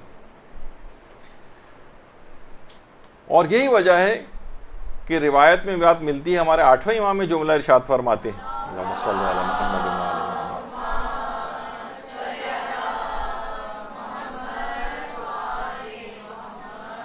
کہ امیر المومنین 3 راتوں کو تو سویا ہی نہیں کرتے تھے، جس میں ایک رمضان کی 23ویں رات بھی تھی.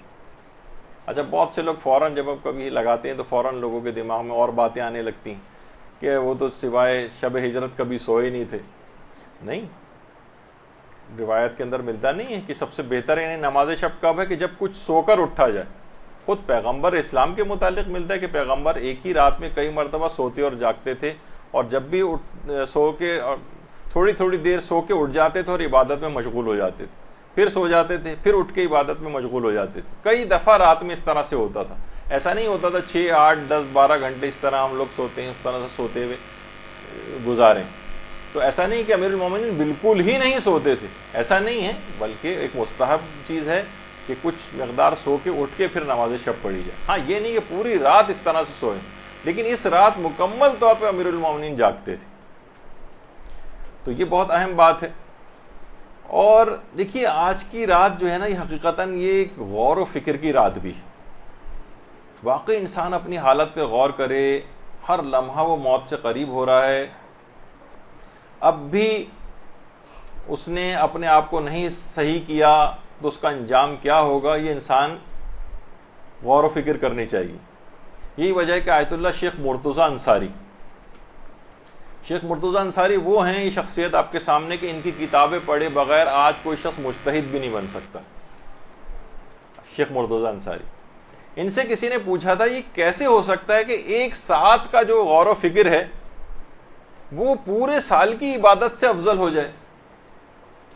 فرمایا ہاں، شب عاشور حر کی فکر کی طرح سے اگر انسان فکر کرے تو پورے سال کی عبادت سے افضل ہو سکتا ہے. تو آج کی رات شب قدر اس طرح کی رات اپنی بنا لیں جس طریقے سے حر نے وہ رات گزاری تھی, غور و فکر کر کے ایک نتیجے پر پہنچ گئے اور کتنی بڑی سعادت کو حاصل کر لیا. آج کی رات واقعی اپنے اس کو دیکھے انسان. آیت اللہ محمود امجد یہ اپنے درس میں فرماتے ہیں کہ شب قدر کا بہترین عمل جو ہے تفکر کرنا. آپ اپنے قضا نماز, اپنے قضا واجبات کے متعلق سوچئے, میری کتنی قضا نماز, کاپی پینسل لے کے بیٹھے ہیں, کتنی قضا نمازیں باقی ہیں, اتنے قضا روزے باقی ہیں, اتنے میں نے جو فدیے دینے ہیں, کتنے کفارے تاخیر خواتین کے اوپر واجب ہوتے ہیں, پچھلے رمضانوں کے روزے اگلے رمضانوں سے پہلے نہیں رکھے, کتنے رد مظالم میرے ذمے ہیں, کتنا خمس میرے ذمے ہے, فطرہ صحیح نکلا, بہت سے لوگوں کا نہیں نکلا, لوگوں کے حقوق میرے ذمے کچھ ہیں یا نہیں ہیں. ان سب کا حساب و کتاب غور و فکر کے ذریعے کریں, کچھ وقت اس میں بھی لگائیں اور ان کی ادائیگی کی پلاننگ بھی آج ہی کی رات کریں. تھوڑی سی دیر لگا لیں کہ بس میں اس طرح سے کروں گی, اتنا میں ہر مہینے خمس کے طور پر دیا کروں گی, اتنا فلاں چیز کے طور پر دوں گی, میرے اتنے کفارے ہو گئے, میں ان کفاروں کو اس طرح سے قسط وار کر کے ادا کر دوں گی, وغیرہ وغیرہ. جس طرح سے یعنی واقعتاً غور و فکر و تفکر آپ ہر شخص کو اپنے لیے کرنا چاہیے. مجھ پہ کتنی چیزیں موجود ہیں, کتنی قضا چیزیں موجود ہیں, کیسے اتریں گی, یہ اس رات کو شب قدر کو انجام پائے گا تو ایک آئیڈیل شب قدر بنے گی. ورنہ جیسے میں نے اس سے پہلے کہا کہ آئے گی گزر جائے گی, اس طرح کی بہت شب قدر آئیں گزر گئیں, آئندہ بھی آئیں گی اور گزریں گی اور کوئی نتیجہ نہیں نکلے گا. اور اسی غور و فکر کا ایک نتیجہ یہ بھی ہونا چاہیے, علماء فرماتے ہیں, وہ ہے ہدف زندگی کا تعین کریں. آپ کا ٹارگٹ کیا ہے, یہ زندگی پروردگار نے آپ کو دی ہے, اس میں آپ کو کیا کرنا ہے, کوئی ہدف ہونا چاہیے, کوئی مقصد ہونا چاہیے, اس پر زندگی کو لگانا چاہیے. ایسا نہ ہو کہ پوری زندگی ضائع ہو جائے اور ہمیں اندازہ یہ ہو کہ ارے یہ کیا ہو گیا, ہمارا تو زندگی کا کوئی ہدف ہی نہیں تھا, فرشتہ اجل آ گیا اپنے ساتھ لے جا رہا ہے اور دیکھا کہ ہم بے مقصد زندگی جانوروں کی طرح سے گزارے کے اور یہاں سے چلے گئے. آپ کو اپنے ذوق کا دیکھنا چاہیے کہ آپ کا ذوق کیا ہے, دین کا کون سا کام آپ کر سکتی ہیں. پتہ چلا کہ ظاہر ہے کسی کا تکلفاً آپ نے کسی اور ذوق والی چیز کی طرف چلی گئی, جبکہ آپ کا اصل نیچر اور ذوق کچھ اور تھا. تو پتہ چلا کہ کچھ ہی عرصے بعد اس میں دلچسپی انسان کی ختم ہو جاتی ہے اور وہ پھر اسی طرح سے گھومنے لگتا ہے. تو کسی کا علم حاصل کرنا ذوق ہوتا ہے, کسی کا تبلیغ کرنا ذوق ہوتا ہے, کسی کا مثلا سوشل ورک کرنا ذوق ہوتا ہے, کسی کو مثلا چیریٹی کے کام وغیرہ کرنے ہیں, کسی کو تعلیم و تعلم کے اندر آگے جانا ہے. یعنی کچھ تو اپنا ہدف زندگی بنانا ہوگا نا, فقط دنیاوی زندگی والا نہیں, آخرت کا ایک بہت بڑا ہدف اور گول آپ کو سوچنا چاہیے. خود یعنی علم حاصل کرنا یہ خود ایک بہت بڑا اور بہترین ہدف ہے, علم حاصل کرنا. اور اس رات کا آغاز بھی یعنی بہت ساری فضول چیزیں اور فضول معلومات ہم نے اپنے ذمے بہت ساری چیزیں کر رکھی. دیکھا جائے غیر ضروری فیس بک کے اوپر بیٹھنا, غیر ضروری انٹرنیٹ کے اوپر بیٹھنا, بالکل فضول معلومات, بس اب آپ اسکرول کرتے ہوئے نیچے جا رہے ہیں, بس نیوز فیڈ پڑھے چلے جا رہے ہیں جو ختم ہونے میں مثلا نہیں آ رہی, پر وقت بس اس کے اندر اپنے وقت کو لگانا. بہترین ہدف علم حاصل کرنے کا تبلیغات کے حوالے سے بھی, دیکھیے یہاں تو ہمارے اس طرح سے نہیں ہے, لیکن لوگ اپنے گھروں پہ, اداروں پر, دیواروں پر, یہ عراق یعنی یہ شام کے اندر, شام اور عراق کے اندر لوگ اب اس طرح سے تبلیغات اپنے طور پر کرنے کے لیے احادیث لکھ کر لگا رہے ہیں. لوگوں کو ہر جگہ, ایران میں آپ جاتے ہیں مختلف بڑے بڑے بورڈز لگے ہوئے ہوتے ہیں, اس پر احادیث لکھی ہوتی ہیں, آدمی اٹریکٹ ہوتا ہے. تبلیغات کے تمام تر ذرائع اس طرح سے اختیار کرنا. تو علم دین حاصل کرنا ایک ہدف کے طور پر, قرب پروردگار کے طور پر, یعنی یہ نہیں ہو کہ بس یہ کہ ہم لوگوں میں ہمارا ہو جائے, مجلس بڑی اچھی پڑھنی آ جائے, لوگوں کو بہت وہ ہو جائے, لوگ آپ سے جناب ٹائم مانگیں, آپ کہ ہمیں ذرا ڈائری وغیرہ دیکھ کے آپ کو بتاتی ہوں کہ ٹائم میرے پاس ہے یا نہیں وغیرہ. اس طرح سے لوگ یعنی دین میں بھی دنیا کا ایک خیال آتا ہے کہ یہ جاہ حاصل ہو جائے, یہ مجھے حشم حاصل ہو جائے. تو آیت اللہ سید رضا خسرو شاہی یہ فرماتے ہیں کہ ایک طالب علم تھا. اچھا دیکھیے علماء کے ایک طریقہ کار ہوتا ہے کہ آیت اللہ بہجت کا بھی تھا, جب اپنے گھر سے ہی نکلتے تھے نا نماز کے لیے, نماز پڑھانے کے لیے, تو لوگ رستے میں ہی طالب علم مل جاتے تھے, وہ پیدل ساتھ ساتھ چلتے ہوئے ان کے جاتے تھے, جب وہاں سے واپس آتے تھے تو پیدل ساتھ ساتھ چلتے ہوئے واپس آ رہے ہیں. آیت اللہ خسرو شاہی فرماتے ہیں کہ آیت اللہ بہجت نماز جماعت کے لیے نکلے تو ایک طالب علم ساتھ ہو لیا. تو آیت اللہ بہجت نے اس سے پوچھا آپ کیا پڑھ رہے ہیں آج کل؟ کہا کہ ابھی میں مقدمات پڑھ رہا ہوں۔ اچھا، کہا کہ مقدمات جب ختم ہو جائیں گے تو پھر آپ کیا پڑھیں گے؟ کہا کہ اس کے بعد میں لمح پڑھوں گا جو کہ کتاب ہے۔ پھر کہا اچھا لمح ختم ہو جائے گی تو پھر کیا پڑھیں گے؟ کہا اس کے بعد میں مقاصد جو کتاب ہے وہ پڑھوں گا، رسائل پڑھوں گا، کفایہ پڑھوں گا اس کے بعد۔ اچھا، کہا جب یہ سب کتابیں ختم ہو جائیں گی تو پھر کیا کرو گے؟ کہا پھر میرا درس خارج شروع ہو جائے گا۔ اچھا، درس خارج جب اس کے بعد کیا ہوگا؟ کہا پھر میں مقام اجتہاد پہ پہنچ جاؤں گا۔ اچھا، مقام اجتہاد کے بعد کیا ہوگا؟ کہا پھر میں مقام مرجعیت کے اوپر آ جاؤں گا۔ آقا بہجت نے کہا اس کے بعد جب طالب علم نے یہ کہا اچھا اس کے بعد کیا ہوگا؟ مرجعیت کے مقام تک پہنچ گئے، اب طالب علم خاموش ہو گیا۔ تو آیت اللہ رضا خسرو شاہی فرماتے ہیں کہ آیت اللہ بہجت یہ سمجھانا چاہتے تھے کہ یہ جو تمام علوم ہیں یہ اصل مقصد نہیں ہے، بلکہ مطلوب قرب خداوندی، پروردگار کا قرب حاصل ہو تمہیں ہو جائے، تم اس کی بارگاہ کے اندر تمہیں عزت کی نگاہ سے دیکھا جائے، وہ تم سے راضی اور خوش ہو جائے، یہ تو تم سارے دنیاوی جاہ و منصب والی چیزیں بتا رہے ہو۔ یعنی آیت اللہ بہجت اس طرف اس کو متوجہ کرنا چاہتے تھے، اگرچہ یہ تمام علوم بھی حاصل کرنا اسی کی قرب خدا کی طرف ہی لے جاتا ہے، لیکن بعض اوقات طالب علم ایک بلند مقام کو حاصل کرنے کے لیے تمام تگ و دو کر رہا ہوتا ہے، وہی جو اس سے پہلے آیا کہ یہ امتحان بن جاتی ہیں اس کے لیے، بلکہ ہو سکتا ہے جہنم میں جانے کا سبب بن جائیں۔ وہ تو پھر اللہ اس کے دماغ سے نکل رہا ہے اور وہ دنیاوی جاؤ حشم ان علوم کے ذریعے حاصل کرنا چاہتا۔ تو بہرحال یہ تمام چیزیں ایسی ہیں کہ جب یہ کہتے تھے کہ بے عمل اگر کوئی شخص ہے نا تو وہ ایسا ہی ہے کہ جیسے خود کو آگ میں جلا کر دوسروں کو روشنی دے رہا ہے۔ ظاہر ہے جب آگ میں کوئی شخص جلے گا تو روشنی سے تو نکلے گی، تو لوگوں کو تو روشنی کا فائدہ ہو رہا ہے، لیکن اس کا خود کا کتنا بڑا نقصان ہو رہا ہے اگر اس نے اپنے آپ کو ٹھیک نہیں کیا۔ تو علم کے لحاظ سے بھی اس رات یہ آئیڈیل رات ہے، اس میں باقاعدہ پلان کریں کہ میں صحیح طور پر علم دین حاصل روزانہ کم سے کم 1 گھنٹہ 2 گھنٹہ کوئی نہ کوئی ایسے ٹائمنگز اپنے میں سیٹ کروں گی کہ میں آخرت کی اپنی زندگی کو سدھاروں گی، بہتر بناؤں گی، اخلاق و کردار کو بہتر بناؤں گی۔ اس کا علم حاصل کرنے کی پلاننگ آج کی رات ہی کو آپ کو کرنی۔ یہی وجہ ہے کہ شب قدر کے حوالے سے شیخ صدوق کا قول جو اس کے اندر بھی نقل ہوا ہے مفاتیح الجنان میں بھی، کہ 21ویں اور 23ویں کے حوالے سے شیخ صدوق اپنے استاد کے حوالے سے یہ بات بیان کرتے تھے کہ جو شخص بھی شب 21 کو اور شب 23 کو پوری رات رمضان کی مسائل دینی بیان کرتے ہوئے گزارے تو وہ سب سے افضل ہے، یعنی خود بھی سیکھے دوسروں کو بھی سکھائے۔ یعنی کچھ نہ کچھ ایک وقت 1 گھنٹہ نکالیں، کسی عالم کا درس سنیں، مسائل فقہ پڑھیں، توضیح المسائل پڑھیں، یعنی اپنے آپ کو، لیکن یہ صرف اس رات کی حد تک نہ ہو۔ یہ ایک رات تو ایک لحاظ سے ایک سمبولک ہے، یہ آپ کو ایک زندگی کا ڈھنگ سکھانے والی ہے، یہ پلاننگ کرنے والی رات ہے آئندہ زندگی کی، صرف گزارنے کے لحاظ سے نہیں کہ چند گھنٹے آپ نے گزار دیے، مخصوص پرسکرائبڈ دعائیں پڑھ لیں، زیارات پڑھ لیں، کچھ سورہ پڑھ لیے اور اس کے بعد کچھ نمازیں پڑھ لیں اور اس کے بعد یہ رات ختم۔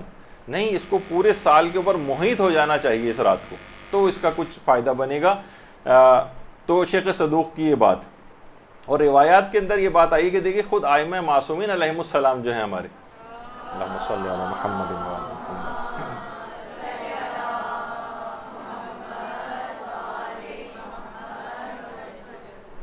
کہ روایتوں کے اندر یہ بات آئی ہے کہ شب جمعہ ائمہ کے علوم میں بھی اضافہ ہوتا ہے، اور کچھ علماء نے تو یہاں تک لکھا ہے کہ اس میں شب قدر کو بھی شامل کیا ہے کچھ علماء نے، کہ شب جمعہ میں اور شب قدر میں یعنی ائمہ کا علم کوئی ساکت اور جامد چیز نہیں کہ بس جتنا ان کو دے دیا تھا وہ سب ختم ہو گیا، یعنی بس وہ رک گیا ایک جگہ، نہیں، ان کے علم میں اب بھی اضافہ ہو رہا ہے، ہر شب جمعہ بھی علم میں اضافہ ہوتا ہے، اور کچھ علماء فرماتے ہیں شب قدر کے اندر بھی اضافہ ہوتا ہے۔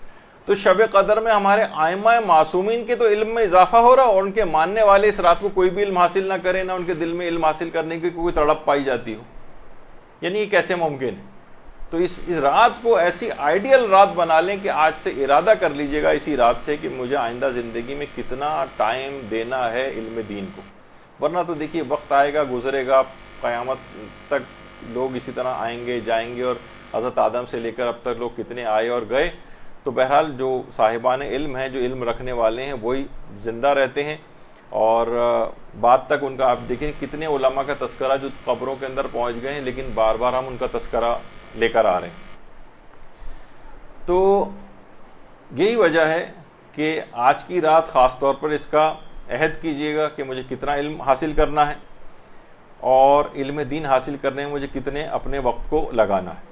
اور اسی رات کے حوالے سے کتنے علماء ایسے ہیں جو اس رات کو ایک درس اپنے گھر کے اوپر رکھتا ہے. آیت اللہ شبیریہ زنجانی، یعنی کچھ وقت اس کے اوپر ضرور لگائیں آپ. کوئی درس، کوئی کیسیٹ، کوئی انٹرنیٹ کے اوپر جا کر کوئی بھی کسی عالم کا مسائل فقہ کا اپنے اخلاق و کردار کو درست کرنے کا، عقائد کے لحاظ سے درست کرنے کا کوئی بھی درس ضرور سنیں اور اس کو آئندہ زندگی میں بھی جاری رکھیں.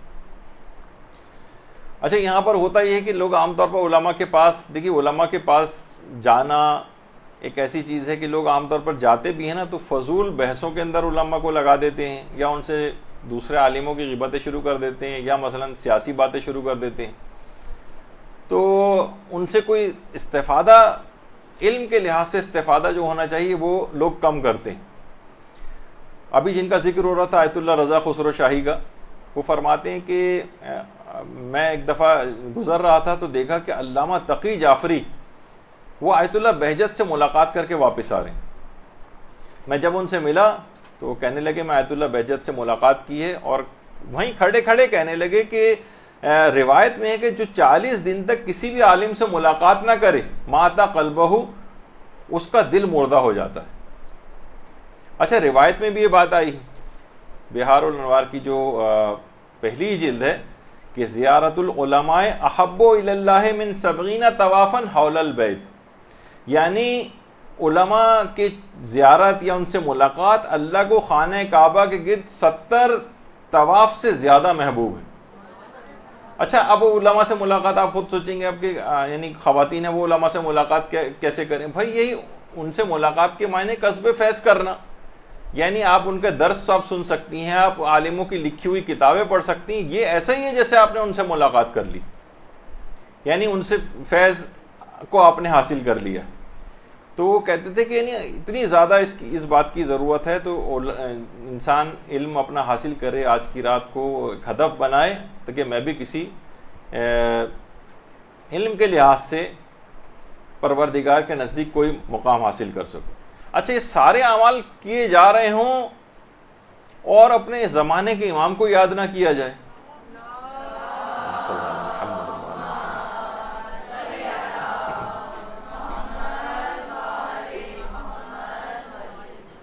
آیت اللہ وحید خراسانی، آیت اللہ وحید خراسانی روزانہ سورہ توحید پڑھنے کی بہت سفارش کرتے ہیں اور فرماتے ہیں یہ آج کی رات کا جو بہت سے تحائف ہیں ان کے اندر سے ایک تحفہ آیت اللہ وحید خراسانی کی طرف سے سمجھی. فرماتے ہیں اگر کوئی شخص روزانہ صبح کو 11 مرتبہ اور سونے سے پہلے 11 مرتبہ اگر سورہ توحید پڑھے تو یہ اس کی روح کے لیے اکسیر احمر بن جائے گی. یعنی اس کی زندگی کی ہر خرابی، ہر برائی کو یہ 11 مرتبہ سورہ توحید اکھاڑ کر پھینک دے گی. اور فرماتے ہیں کہ اگر کسی نے 11 مرتبہ صبح اور رات کو سونے سے پہلے اس کا عادی بن گئے تو کچھ ہی عرصے بعد آپ یہ دیکھیں گے اسے آپ روزانہ 100 دفعہ پڑھنے لگیں گے، 100 مرتبہ سورہ توحید کو. اور فرماتے ہیں کہ اس کو پڑھنے کے بعد آپ اس سورہ کو امام زمانہ علیہ السلام کو ہدیہ کر دیں. اللہم صلی علی محمد.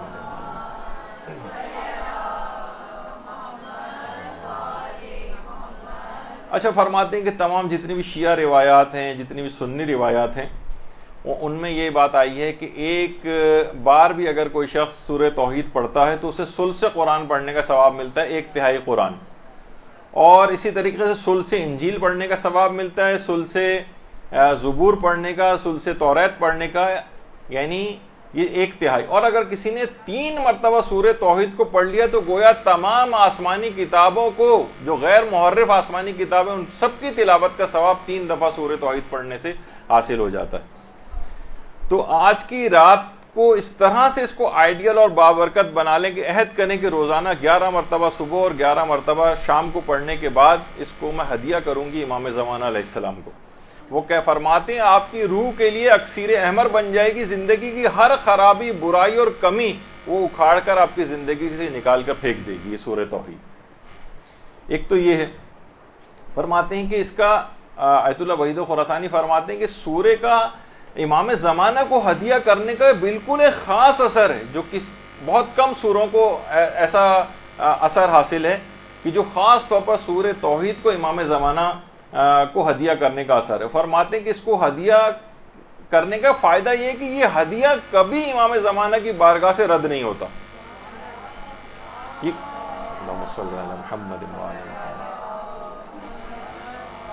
تو سورہ توحید کو امام زمانہ علیہ السلام کو 11 مرتبہ پڑھ کے ہدیہ کریں اور روزانہ کی پروگرام میں شامل کر لیں کہ مجھے یہ کرنا ہے، کیلنڈر پہ مارک کر لیں کہ میں روزانہ اس طرح سے کروں گی۔ اور دوسرا ایک اور سورہ ہے جسے آیت اللہ وحید خراسانی بہت تاکید فرماتے ہیں، اور وہ ہے سورہ یاسین۔ فرماتے ہیں کہ اس سے بھی امام زمانہ کو ہدیہ کرنے کا اتنا ثواب ہے کہ دنیا اور آخرت کی تمام سعادتیں آپ کو حاصل ہو جائیں گی اگر آپ نے اس کو پڑھ کر امام زمانہ کو ہدیہ کیا۔ تو اس رات کو ہرگز اسے فراموش نہ کریں، ان سوروں کو بھی۔ امام زمانہ علیہ السلام کی بہت خاص عنایت اور نظر کرم آپ پر ہو جائے گی۔ امام زمانہ ان دونوں سوروں کو جب ان کی خدمت میں ہدیہ ہو کر پہنچتے ہیں تو ایک خاص عنایت اور خاص نظر کرم سے وہ اپنے اس ماننے والے کو دیکھتے ہیں، اور آپ کو پتہ ہے کہ ایک مرتبہ بھی ان کی نظر کرم ہو جائے تو سارا بیڑا پار ہو جائے گا اور تمام ہر طرح کی سعادتیں آپ کو حاصل ہو جائیں گی، اور ایک خاص قلبی تعلق امام کا آپ سے پیدا ہو جائے گا اور آپ کا امام سے پیدا ہو جائے گا۔ کہہ رہے ہیں یہ دو سورہ ایسے ہیں یہ خاص قلبی تعلق پیدا کر دیتے ہیں۔ آیت اللہ بہجت فرما رہے تھے ایک دفعہ کہ قم کا ایک علاقہ جاسب جس کا نام، تو وہاں پر لوگ اونٹوں اور خچروں پہ سوار ہو کر زیارت امام رضا کے لیے قم سے جایا کرتے تھے۔ جب وہ قافلہ زیارت کر کے واپس آیا تو دیکھا کہ بوڑھا بہت شدید گرمی میں اور گھاس وغیرہ اٹھا رہا ہے خچروں کے اوپر اور اونٹ کے اوپر لاد کے لے جا رہا ہے۔ تو جو مشہد کے جو زائرین تھے اس بوڑھے کو برا بھلا کہنے لگے، کہا کہ اتنے بڑھاپے میں بھی تم اس دنیاوی چکروں کے اندر پڑے ہوئے ہو، اس عمر میں تمہیں چاہیے کہ جاتے اور مشہد جا کے زیارت وغیرہ کرتے، جس طرح ایک متکبرانہ کا انداز ہو جاتا ہے نا زائرین کا، بہت کچھ زائرین کا۔ تو اس بوڑھے نے کہا کہ اچھا تم جب زیارت امام رضا کے لیے گئے تو تم نے جب سلام کیا تھا امام کو تو کیا امام نے جواب سلام دیا تھا؟ کہا کہ نہیں، ہمیں تو کوئی جواب سلام تو نہیں آیا۔ اس بوڑھے نے کھڑے کھڑے وہیں مشہد کی طرف رخ کیا اور آٹھویں امام کو سلام کیا۔ تمام لوگوں نے واضح طور پر جواب سلام سنا۔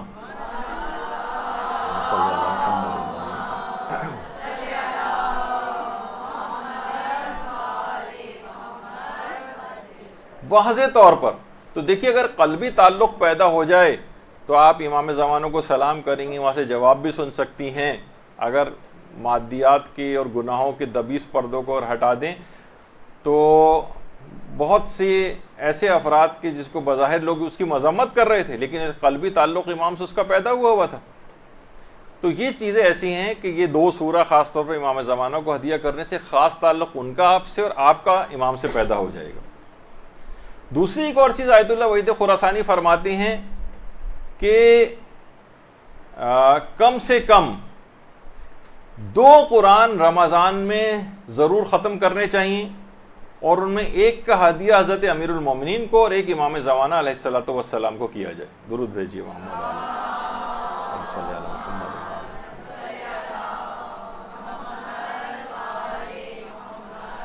تلاوت قرآن۔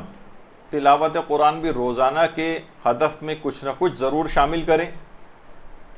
کتنے تلاوتوں کے پروگرام حرم کے اندر ہوتے ہیں، مختلف حرموں میں ہوتے ہیں باقاعدہ، اور انسان کو چاہیے کہ روزانہ کے پروگرامز میں کچھ نہ کچھ ایسی چیزیں ضرور شامل کریں۔ فرماتے ہیں کیونکہ یہ رمضان جو ہے حضرت امیر المومنین اور امام زمانہ علیہ السلام کا مہینہ ہے تو 2 قرآن کوشش کر کے اس میں ختم کرنے چاہیے۔ اس دفعہ تو چلیں موقع کے ہاتھ سے نکل گیا ہے، بہت سے لوگ زیادہ تر 1 قرآن ختم کر پائیں، لیکن آئندہ سال سے عہد کریں، نیت کریں کہ میں 2 قرآن ختم کروں گی، ایک حضرت امیر کو اور ایک امام زمانہ علیہ السلام کو ہدیہ کروں گی۔ اور یہ بھی ہے کہ یہ رات جو ہے یہ اصل میں معنویات اور روحانیت کا ایک بہت بڑا حصہ اس رات سے آپ لے سکتی ہیں۔ یہ جو روحانیت اس رات کو آپ کشید کریں گی، جو آپ کو حاصل ہوگی، یہ سارا سال آپ کے کام آئے گی. آیت اللہ وحید خراسانی فرماتے ہیں کہ 4 باتیں ایسی ہیں جن سے آپ اپنی روحانیت کو بہت قوی کر سکتی ہیں. 4 طریقہ آیت اللہ وحید خراسانی نے بتائے. پہلا طریقہ یہ ہے کہ ہر نماز کو اول وقت میں پڑھا جائے. وہ تو آپ نے اس دفعہ آپ نے سن ہی لیا کہ اس کو اپنی زندگی میں رائج کرنا ہے. دوسرا فرماتے ہیں نماز فجر کے بعد دعائے عہد پڑھنا. نماز فجر کے بعد دعائے عہد. تیسری چیز ہے سورہ یاسین پڑھ کر اس کا ہدیہ حضرت زہرا سلام اللہ علیہا کو کرنا. اللہم صلی علی محمد.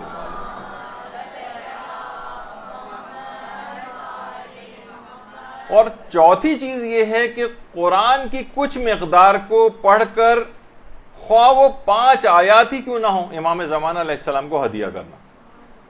یہ 4 چیزیں ایسی ہیں: نماز اول وقت، نماز فجر کے بعد دعا عہد، سورہ یاسین پڑھ کر حضرت زہرا کو ہدیہ، قرآن کی کچھ مقدار کو روزانہ پڑھ کر خواہ وہ 5 آیات ہی کیوں نہ ہوں امام زمانہ کو ہدیہ.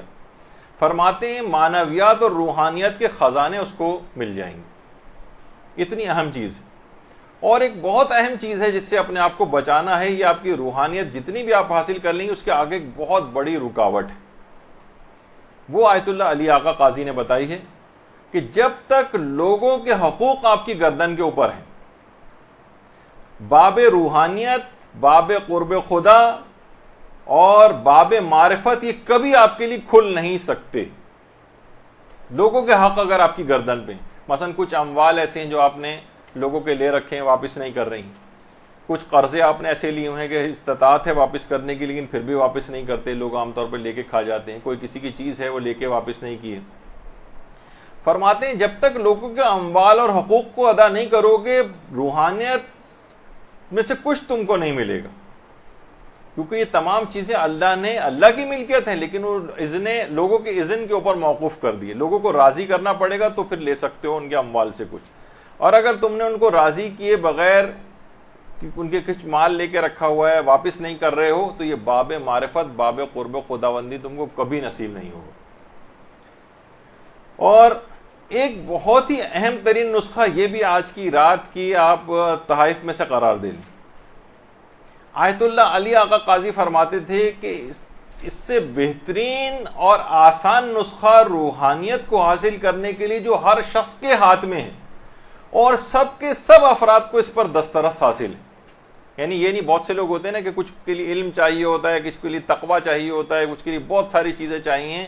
کوئی شخص آج یہ فیصلہ کرے اور ہر شخص کو بلا استثناء یہ والا چیز حاصل ہے کہ وہ اپنی روحانیت کو اگر بلند کرنا چاہے اور کہے کہ میں روحانی اعتبار سے اور روحانیت کو اور معنویات کو میں حاصل کر لوں، تو ایک نسخہ ہر شخص کے پاس ہے. وہ فرماتے ہیں اگر کوئی شخص یہ کر سکے وہ ہے 500 مرتبہ یا 1000 سجدے روزانہ کرنا. 500 سجدے روز یا 1000 سجدے روز، یہ ایسا نسخہ ہے جو ہر شخص کو حاصل ہے اپنی روحانیت اور معنویات کو بڑھانے کے لیے. اگر وہ کرنا شروع کر دے، اس کو قسط وار بھی کر سکتے ہیں، مرحلے وار بھی کر سکتے ہیں. مثلا 50 سجدے آپ نے ایک دفعہ کر لی، جو بھی اپنی بہرحال جو جتنی جس کے اندر تڑپ پائی جائے گی، روحانیت میں اپنے آپ کو بلند کرنا چاہے گا، وہ اس کو کرے گا. اور کوئی بڑا مسئلہ نہیں اس میں، کوئی ذکر بھی پڑھنا ضروری نہیں ہے. اگر پڑھ لیں تو بہت ہی اچھا ہے، لیکن صرف پیشانی سجدگاہ پہ رکھنا اٹھانا، سجدگاہ پہ رکھنا اٹھانا، یعنی بس اگر صرف اتنا بھی کر لیا جائے 500 سے 1000 مرتبہ فرماتے ہیں کہ روحانیت کے ایک مقام کو وہ حاصل کر سکتا ہے اور ہر شخص کو یہ والی سہولت حاصل ہے. تو اس رات کو دیکھیے یادگار بنانے کے لیے ایک چیز آپ کو اور کرنی ہے کہ اگر کوئی شخص کوشش کر کے دائم الذکر ہو جائے. دائم الذکر کیا ہے؟ وہ یہ کہ کوشش کرے کہ زیادہ تر زبان اس کی زبان کے اوپر ذکر خدا رہے. چاہے وہ قرآنی سورہ ہوں، جیسے کہ آیت اللہ بہجت کہتے تھے کہ سورہ مشکلات اور پریشانیوں کے لیے عام طور پہ لوگ جنوں اور نظر بد اور اس کے لیے اس کو سمجھتے ہیں. فرماتے تھے سورہ ناس اور سورہ فلق کو اگر کوئی شخص مشکلات اور پریشانیوں کے لیے پڑھے تو دیکھے کہ مشکلات اور پریشانیاں کیسے رفع ہوتی. آیت اللہ محمود امجد وہ فرماتے ہیں کہ میں نے ان کے درس میں یہ بات سنی اور کہہ رہے ہیں کہ کچھ پریشانیاں مجھ کو درپیش تھیں. میں درس سے جب نکلا تو مجھے بات یاد آئی کہ سورہ ناس اور فلق کو پریشانیوں کے لیے پڑھنے کو بتایا. میں پڑھتے ہوئے جب گھر پہنچا ہوں تو وہاں جا کر مجھے اطلاع ملی کہ اس میں سے اکثر پریشانیاں دور ہو چکی تھیں.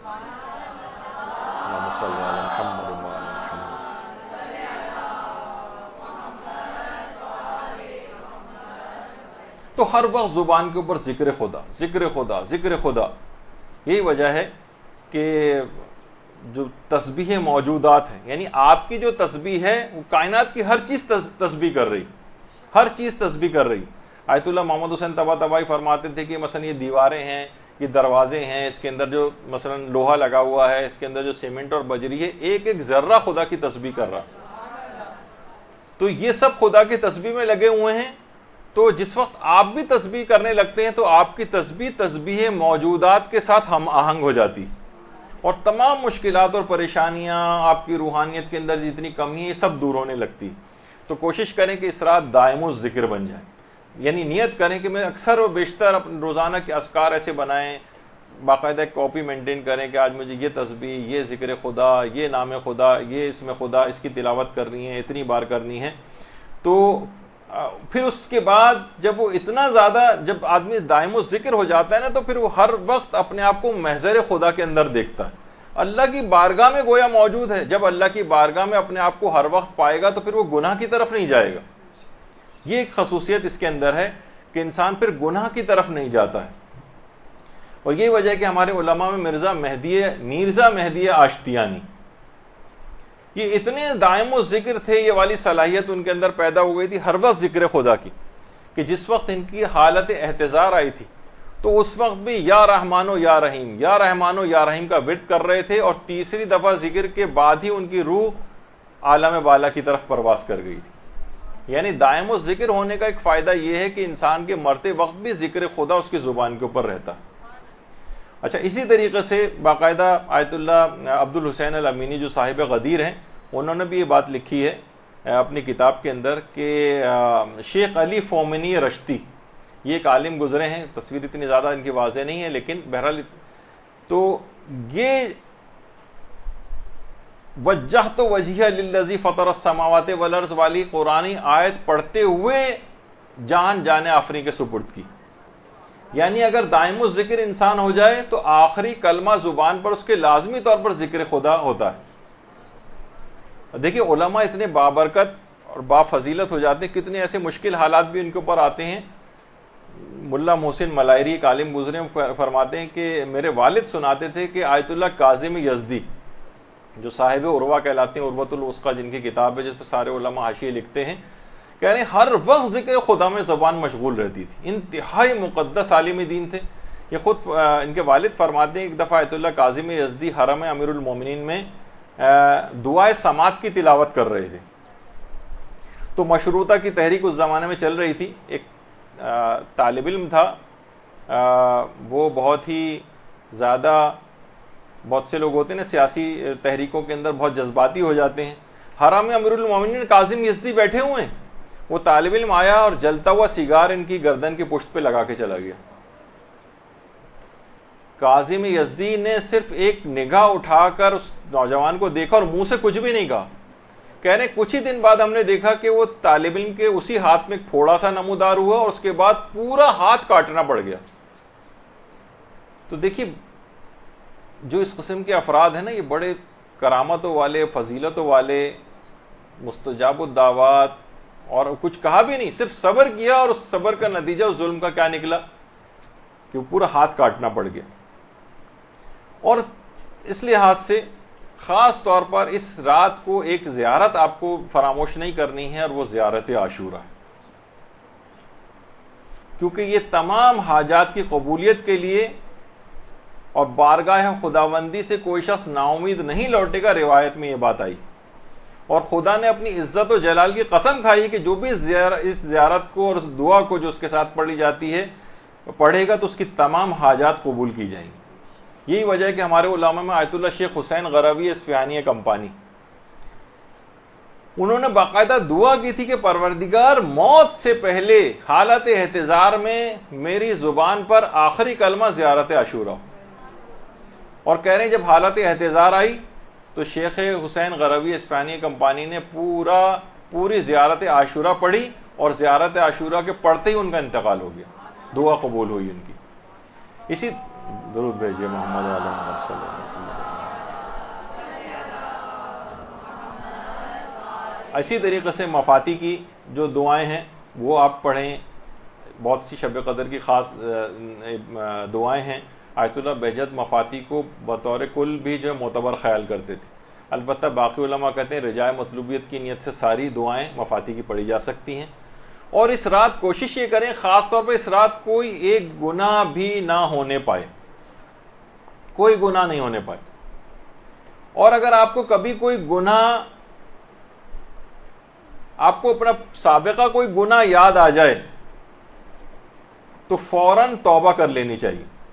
آیت اللہ جواد عاملی نے بڑا اچھا جملہ کہا ہے کہ اگر آپ کو اپنے سابقہ گناہ میں سے کوئی گناہ یاد آئے تو شکر خدا انجام دیں، شکر پروردگار انجام دیں. یاد دہانی کے طور پر آپ کو توبہ کے لیے یاد دلایا گیا. یہ جو گناہ یاد آیا ہے نا، اس وجہ سے اللہ نے آپ کو یاد دلایا کہ آپ توبہ کی طرف مائل ہو جائیں. اس کے معنی یہ فرماتے ہیں کہ پروردگار کا ارادہ ہے کہ آپ کو معاف کرے گا، جبھی اس نے آپ کو وہ گناہ یاد دلوایا ہے. اس کا ارادہ ہے کہ وہ گناہ کو معاف کرے گا. اور ہمارے علماء میں سے آیت اللہ محمد علی جاویدہ وہ یہ فرماتے ہیں کہ ترک گناہ کے لیے امام زمانہ سے توسل سب سے بہترین ہے. اور اس کا ایک طریقہ بھی، امام زمانہ سے کیسے توسل کریں کہ ہم سے گناہ نہ ہونے پائیں. وہ فرماتے ہیں کہ روزانہ ایک مرتبہ صبح اور ایک مرتبہ شام استغاثہ امام زمانہ ضرور پڑھیں. یہ آپ دیکھ لیجئے گا دعاؤں کی کتابوں میں اور جگہوں پہ موجود ہے، استغاثہ با امام زمانہ. اور ایک نماز استغاثہ ایک شہزادی کے نام سے بھی ایک وہ ہے، اس کے لیے آج میرے پاس اتنا وقت نہیں کہ بتا سکوں. بہرحال ایک استغاثہ حضرت زہرا اور ایک استغاثہ امام زمانہ. اور فرماتے ہیں کہ دوسری ایک اور چیز کہ جس کے توسل سے یعنی امام زمانہ کا آپ توسل کریں گے ان کے ذریعے تو آپ گناہوں سے خود بخود بچی رہیں گی، وہ ہے زیارت آل یاسین پڑھنا. زیارت آل یاسین، گناہوں سے بچ جائیں گے. اور گناہوں کو جب یاد کریں تو کچھ نہ کچھ اس رات کو آنسو ضرور بہائیں سابقہ گناہوں کو یاد کر کے، کیونکہ آنسو بارگاہ خداوندی میں داخلے کی اجازت ہوتے ہیں. یہ اذن دخول نہیں کہلاتا، ایک گویا پروردگار عالم کی بارگاہ میں داخل ہونے کا اذن دخول ہے، آنسو کا آ جانا. اور اس کے معنی یہی ہیں کہ پھر وہ دعا اور وہ توبہ انشاءاللہ آج کی رات آپ کی قبول ہو جائے گی. اور کتنی بھی عمر ہو، بوڑھے بزرگ افراد کو بھی کوشش کر کے ان کو بھی آج کی رات کوشش کریں کہ اعمال کو ضرور انجام دلوائیں. بوڑھے اور بزرگ افراد بھی، بچوں کو بھی کوشش کریں کہ ان کو اسی طریقے سے اگر جس قدر بھی ممکن ہو اگر یہ اعمال ان کو انجام دلوائیں. بچوں کو بھی بزرگوں کو بھی، اس میں کوئی استثناء نہیں کہ بوڑھے ہیں ان کو چھوڑو، نہیں، ان کو بھی کسی طور پر بھی عمل قرآن وغیرہ سب جو ہے وہ انجام دلوائیں. حتیٰ کہ بہت سے مریضوں کو بھی اگر ممکن ہو سکے اگر یہ کروانا تو مریضوں کو بھی یہ اعمال انجام دلوا دیں. لیکن ریاکاری وغیرہ کا کوئی عنصر اس کے اندر نہ ہو، سیلفیاں بنانے کا کوئی سلسلہ اس کے اندر نہ ہو، تو اس سے ایک غیر الہی ہدف کی طرف انسان چلا جاتا ہے. اور خاص طور پر اس رات کو اپنے مرحومین کو نہ بھولیں. مرحومین وہ آج کی رات بہت زیادہ، تو جتنے بھی اعمال آپ انجام دیں ان کو نیابت میں بھی انجام دیا جا سکتا ہے مرحومین کی، کہ یہ میں عمل قرآن کر رہی ہوں، یہ مثلا شب قدر کے عمل کر رہی ہوں، اس کا ثواب میرے فلاں فلاں مرحومین، حتیٰ کہ حضرت آدم سے لے کر قیامت تک آنے والے تمام مرحومین کے نام بھی اس ثواب کا ہدیہ کیا جا سکتا ہے. تو ان تمام چیزوں کو خیال کر کے اس رات کو کچھ ایسا آپ بنا لیں، باقاعدہ عہد کر لیں کہ اس رات کو آپ لازمی طور پر ان تمام اعمال کو انجام دیں گی. اور اس کے بعد آئندہ زندگی کے لحاظ سے ان کو کیسے پروگرامز کے اندر لے کر آئیں، یہ بھی آج کی رات کو آپ کو طے کرنا ہے. تو بہرحال گفتگو باتیں اس کے اندر ابھی اور بھی بیان ہو سکتی تھی، لیکن آج کیونکہ وقت کم ہے آپ کو بھی فوراً جا کے کچھ نہ کچھ آرام کرنا ہے تاکہ ساری رات جاگ کر عبادت کر سکیں. اور صرف جاگنا نہیں ہے بلکہ آئندہ زندگی میں بیدار رہنا ہے، جس کی طرف میں نے اشارہ کیا. پروردگار آپ کی تمام عبادت کو قبول فرمائے اور بہت ہی جلد ہمارے امام زمانہ علیہ السلام کا ظہور پر نور واقع ہو جائے۔ درود بھیجیے محمد و علیہ وسلم۔